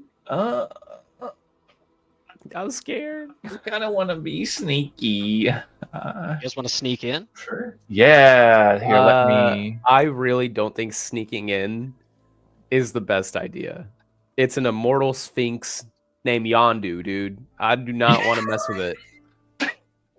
There's gonna be an arrow fly out of nowhere. And Yeah. snap us right in the- I do not want to chance this. I Okay, think- so you just want to walk right up, and be like, "Hey, Mister or Mrs. or whatever you are, Sphinx person, help." Hey, if they're in the middle of something, we could always come back another day. But Oh yeah, we could just do a flyby, see what's going on. let's just go up and just walk in and ask. Sure. I'm gonna Does hide. anybody? You guys want us to take a holding pattern? Josh's reaction. I'm getting good at holding patterns. I'm just saying. I'm gonna hide. If Nah. we're gonna do this, I'm We're hiding. I'm hiding. Stealthy. Angus, you're not Stealthy high. You're boys. going up and talking to the Sphinx. Negative. I am a stealthy boy. I have these nice little boots that make me stealthy. I am going to use them. So we're sneaking in. I guess we're sneaking in. So Ash, you're staying there. Ash, you stay in the holding pattern. Who wants to do the talking? Ekamos, how do you feel about doing some talking? These are pirates. All right, you got the most pirate lore. Gotta be you, dude. I'll be there with you. Who's pirates? This isn't a pirate. It's a sphinx. Oh, it's a What sphinx. part of that is a Oh, pirate? Pirate sphinx. I heard pirate sphinx. What's Oh, I this? don't know this shit, man. I think you should Spunkle. start, Johnny, and so yeah, this funk. Why do I have to talk? I don't want to talk. You're good at talking. You're the best No, talker. I'm not. You're the best talker. I'll go with you. How about that? Here, I yeah, think see, Milo you'll come should with go. us. Milo Milo's. is. Well, hold on. If anything happens, Milo Milo can drag it is a out. Hey fucking man, dragon. so I we should gotta talk. protect the universe and stuff over here. So just go Oh ahead. my god. Oh. How go? Let's vote go, I John. got, Come on, I got Johnny. told Come on, I'm not allowed to How go. about we all so go? I guess But we I'll all just watch. continue Oh, the you- holding pattern that I've studied extensively. I'm okay with the group. A group go. Yeah, all of us. The group goes to talk to the spunkle. Yeah. All right, let's go talk to some spunkle. Oh boy. Or You're Muted. muted. you're John. You get muted. muted. So everybody's going down there. Not a spunkle. One Sphinx. No spunkles oh, here. that's right. No Just plural. one. But everybody's going. Is Ash coming? Am I allowed to go? You guys told me I couldn't go. Well, that was before we all decided the whole team was going. Yeah, I'll go. Okay, so everybody's going. I'm gonna set up a little. Oh, why are we so stupid? I would like to We're not use stupid, my this is daily smart. scroll of alacrity, if that's cool. Sure. Sweet. What could possibly go wrong? You guys Oh, walk up and man. see We're good. this. I would say my description is going to be, yeah, I think actually looking at it, Ash, you're the tallest man. That's probably a 15-foot tall mummy creature that turns towards you guys. I'll turn towards the camera a little bit here. Seems to have like Oh. golden spiked pauldrons and a big like reaper scythe that it is carrying as a weapon as it turns to face you. You guys look over to this area over here. You see that there is a cart being rummaged through. There seems to be, yes, there is a dead body there and there, but there does seem to be some kind of shadowy undead creature that is eating at one of the corpses down here on the ground. One tearing through the stuff that's up on the cart, and then somebody up here that seems to be just sitting and watching. They look pretty skeleton-y too, but they do seem to have some sort of, at least perception that they have coming out. They're just staring over the situation, not motionless completely, but they do look to be some sort of skeleton. And then across the way, you see this mummy-like creature wrapped in linens turn towards you guys, and then the Sphinx with its very knowledge-filled eyes. That's the best description I can give. Is something that knows everything. That as it turns to you, has no worries in its brain about what will come about in this encounter, in this conversation. And it doesn't say anything. It just turns and looks at all of you. Are we telepathically linked? Yeah. I really Or want the spear that thing has. No. I think it would effectively work well for cleaning behind buildings I cannot reach to. No, upon seeing these undead creatures, I would like to recant my idea of just walking in here. But I mean, I think it's a little too late. just a bit. The Sphinx looked at us though.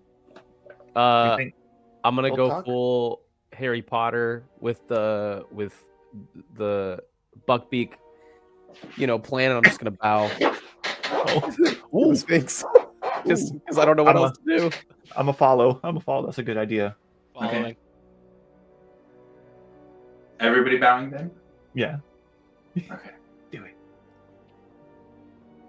The Sphinx gives a nod down with its head, and then turns and looks back to the cart. Told you Grim was the Go, Grim. Grim, this is your time. Go. Go, Talk. Milo. Start Say talking. something. No, Angus, you go. No, you. No, Toast. You got to do it. You were way late. Milo's not on camera. It's him. That's not fair. I don't have a nose.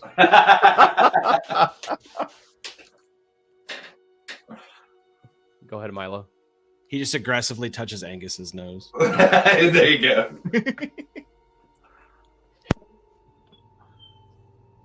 I hope we're not interrupting anything. You are. Oh. I guess we probably should leave then. Don't you want to hear why we're here first? Tell me. I tell them. Okay. What do you say specifically? I need to know specifically on that one, actually. I pretty much say that we come from the future. I tell them about the situation in the future, and I tell them that we need the condemner. Roll me a persuasion check. Oh, damn. Persuasion, huh? I should have docked on that one. Ooh, shit. 25. Oh, never mind. I am not the keeper of Condemner, but I would be interested to hear about this future you claim to come from. Tell me.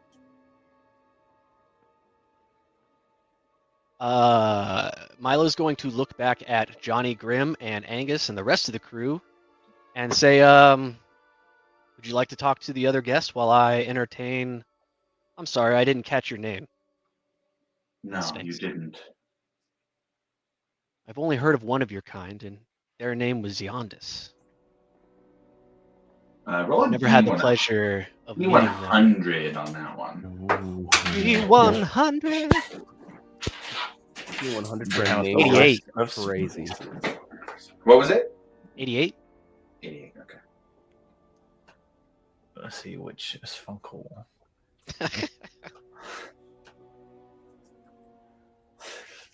Sparkle.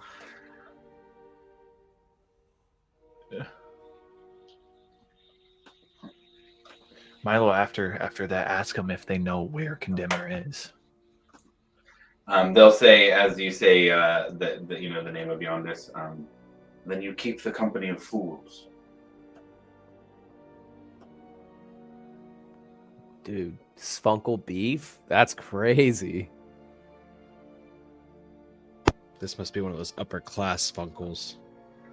Oh, it just simply means that they are of a higher intuition than most other Spunkle. Please, tell me more. Go talk to the other people about the thing that we're here for. I'm not gonna go talk to some zombies. Yeah, you think Not the skeleton- zombies. the Whoever's skeleton standing that's up on the eating a rock. body? He's a skeleton too. Can I do a perception check on the individual standing up on the... Is the The thing over camel a there. skeleton too? The camel is not. I'll tell you that you can see the camel. The camel's alive. There were ropes attached to the cart. The camel was taking the cart. The ropes have been cut. They're just kind of like worriedly standing there, but they're not a skeleton. What was the perception check on the thing up top?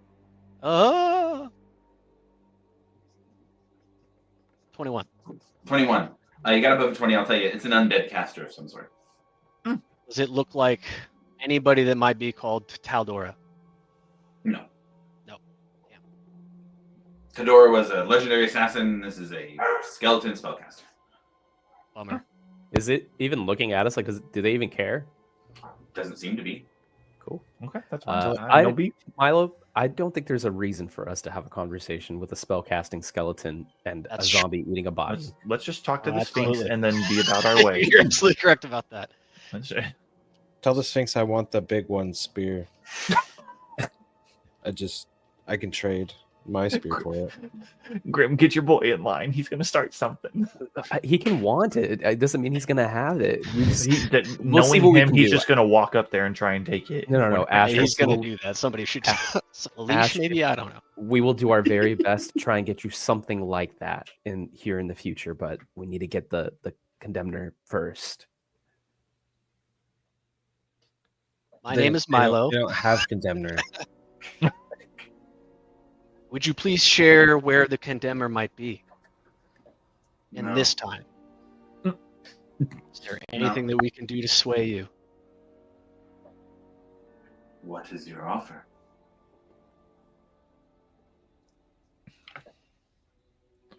Also, my friend here wants his picker, trash picker, right?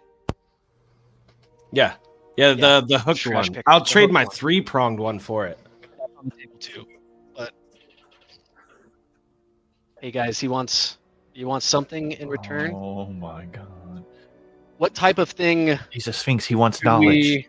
Yeah, dude. Tell him stories Tell him about stories about the where we're future. from. Be like, I could share stories about my land, my time. I'm gonna open my mouth and give that message that went out over Aor. Really? Oh my god. Okay. Oh. Oh no. Okay. Oh shit! I'm just looking at John. I mean, that worked. I guess that'll work.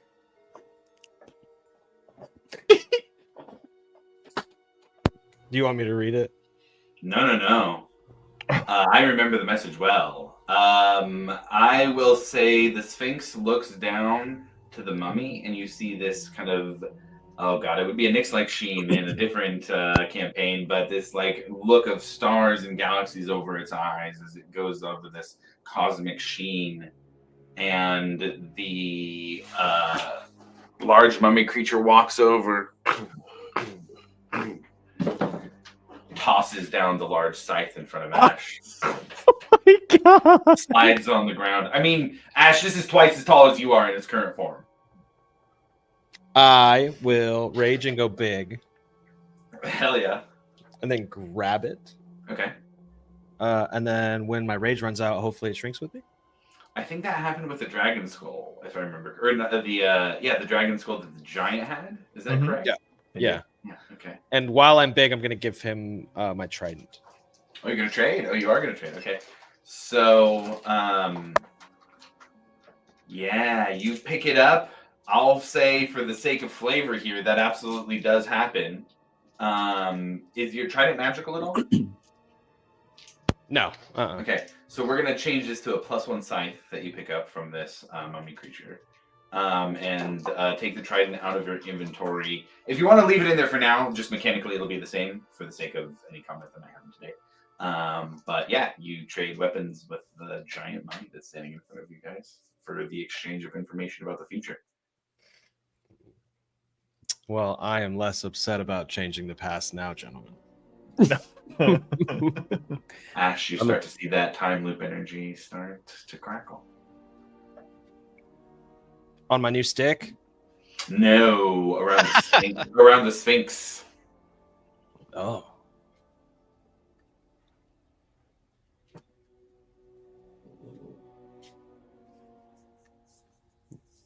Well, go ahead, Milo. Was that? I mean, nothing on the condemner location for the, or was it Well, just a I straight think- trade? That I was just think their it's- transaction. That was their transaction. You gotta. Damn, I thought Yeah, that you was gotta going to weigh give- in on something else. All right. Oh, guys.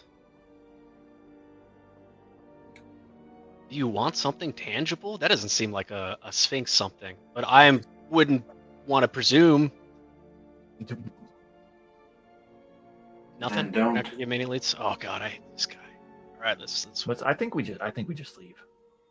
We got the signs. He doesn't know where the condemner Give him a is. cool story, dude, about the Yeah. future.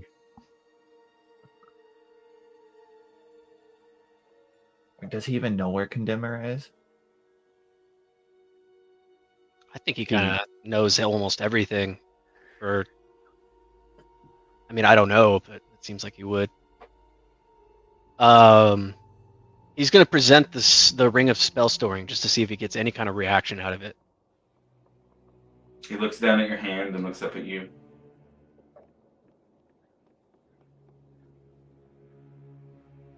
Would you take this for information on the condemner?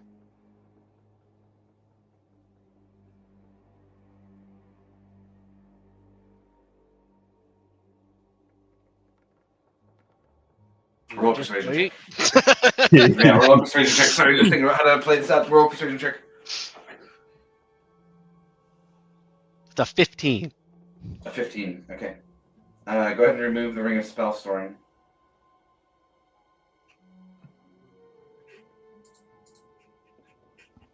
I really like that ring. It's okay. It's okay. We'll get something cool. Maybe. Oh God, Mallow, I'm so sorry. Oh. Hold on.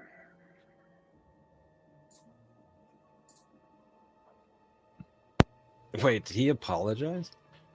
He did. He did. You just took my ring, man. He didn't give me. I think I just got robbed. Was that robbing? The condemner is a shadow-touched hand crossbow. That is the weapon of choice for the assassin, Tadora.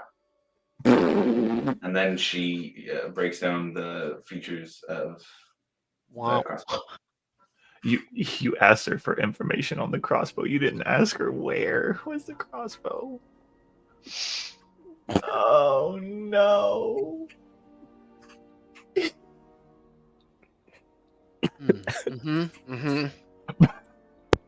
He is going to dig into the bag of holding, and he is going to produce some vine wreath mushrooms. Oh, Yeah. yes! Wait, do we have those like extra strong ones that I think I have the some experimental too, ones? Yep. Yeah, because I think we all got some. Yeah, we talked to have the gnome guy, and he said these are like experimental. He was really trying to kick it up a notch. He made it with an them. actual item. I have that. I think item in you my took Oh, backpack. let's go! Yes, Yeah. give him that one. Yeah. Oh wait, Milo, look. And I like reached in my backpack and Got more? really good ones. Are those the better ones? Like the Tell higher him- activity tell These him- are like Here, These these will are let like- him see the future. this is like I think these are the rare ones. Tell him this grabs will them, help like, let him see the situates future. them a little bit. I have here. Do you know what these are?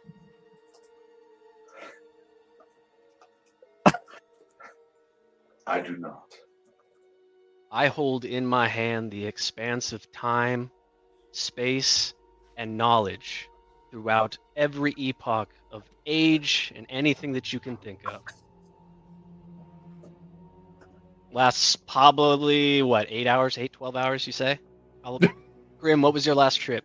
It wasn't me. It was Angus. And Angus. It was a long time. You it said was a long 12? time. 12 hours? 12 hours. That's a half a day. Just make sure that you're in a very comfortable place for. I saw the future. Sometimes you can see the future. All right. Roll me your persuasion check. It sounds like Alivor's helping. Yes. It does sound like Alibor's helping. With that, I saw the future comment there.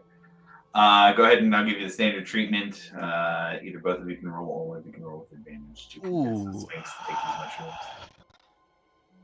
Senor, I know Mary what that would has you worked have? in the past. Your persuasion's got to be higher than mine, right? More than likely, yes. You want to just take a crack at it a piece, Sure, I'm or down can I for give that. him advantage? I'd say with you taking the lead, it's got to be you with advantage or individual. Yeah. That makes Okay. sense. You want to do individual? Sure, I have I'm a plus okay with 7. that. I've got a plus 15. Damn, Yeah, dude, dude. take it individual. Yeah. I'm gonna roll like a 1. 17 for Milo. Nat 20 for a 35. Oh my god. 235s this session. Holy shit. That's a new dice too. That's the first time that dice got rolled. Okay. Keep that in the rotation. Right. Yeah. there is only one track that I can play right now. The Sphinx turns its head, Oh my god. and these plants are from the future. They are from the future. Well then. What arbiter of knowledge would I be if I did not experience what the future had to offer? Bring them here. How prudent of you. Telekinesis it up to the Sphinx. Take it in their big lion's fucking paw of a Sphinx hand. Yeah, but before he eats it, can we, in exchange, do you know the location of Condemner or Todora that carries it currently? Just push through the Door. aftertaste. Just gut it through. Todora lies in the caverns beneath. You'll find a door in the building beneath me. Oh, Skim down the whole fucking thing, dude. oh my god! I can't wait to get back to the ship and tell our gnome friend. 36. Oh, guys? I don't Okay, feel wait. anything. Oh wait, you will. It Might how take a long did couple it take? hours, but it'll happen. No, they're pretty. I'd say about 30, Have you tried 45 drinking minutes. orange juice? Yeah. You see their eyes start to speckle with starlight a little bit. These were the extra strength ones, right? Yeah, Like, yeah. These were like- like the experimental. These were the very potent ones. Yeah, these were the ones that he said Maybe he we didn't should even just- try. No, maybe he we should didn't. just look at the size of them. Like, maybe we should just give them a bigger A double dosage? double Do you think we dose. should Here, give them all I we give them have? mine. Here, Wait a minute. because I had some too. Here, take mine. I have 16 regular ones.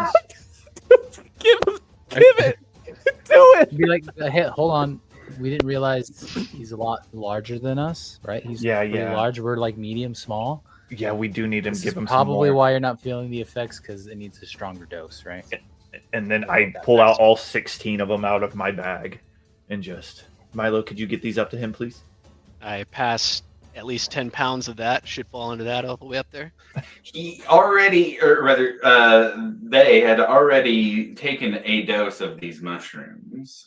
So they're a little loosened up enough to take the rest, wanting to feel the Let me go ahead continual and effects delete those. of what they are feeling. Yeah, delete those out of the inventory. Those Yep, are no they're gone. longer in play. This dude's but damn. brain's gonna be fried.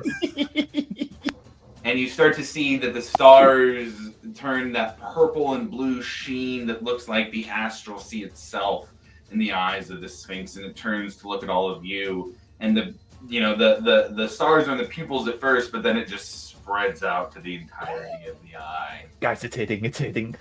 And then you start to see starlight in front of its face start to be outside of the eyes.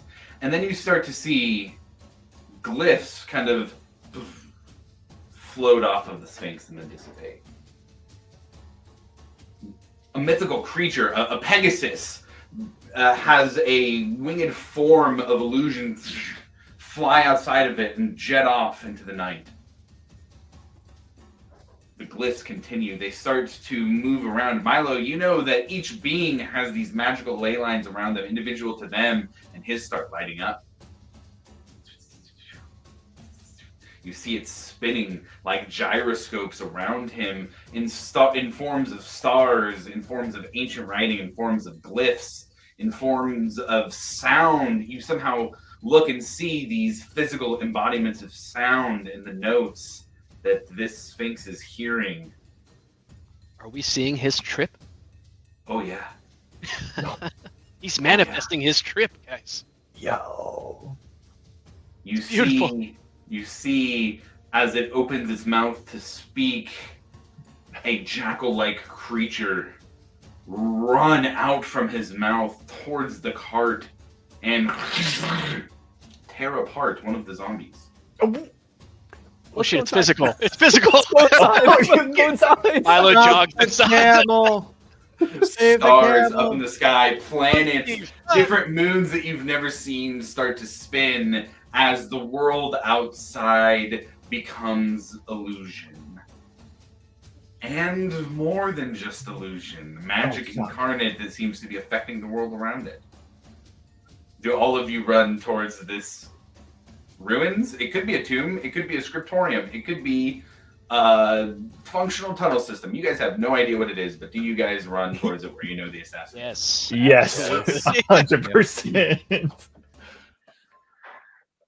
As you do, you hear the sounds of the sand. The wind picks up, and you hear the sand blowing through the tunnel on the stone.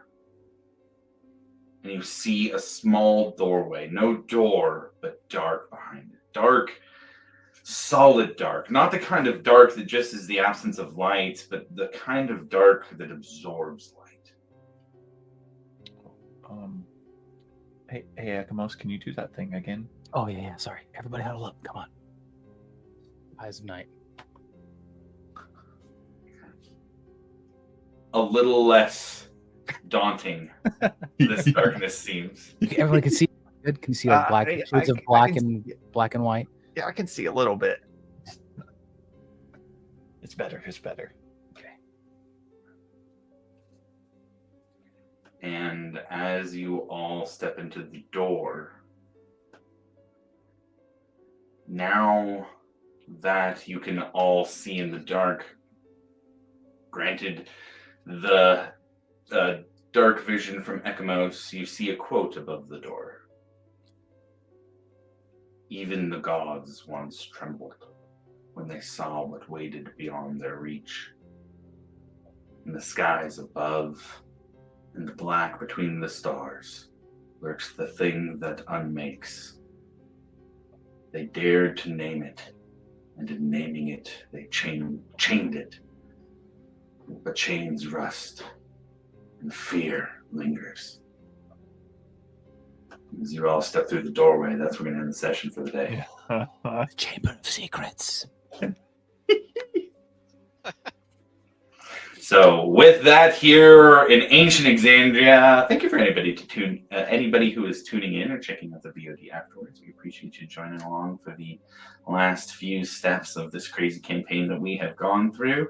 Thank you to the players. Great session today. Really loved jumping in. Got to see you guys for the first time. Some of you guys for the first time in a while. But either way, we will be back in a couple weeks for the next one as we finish up our time in ancient Exandria to get back to the present and see if you guys can defeat a 5-headed dragon god.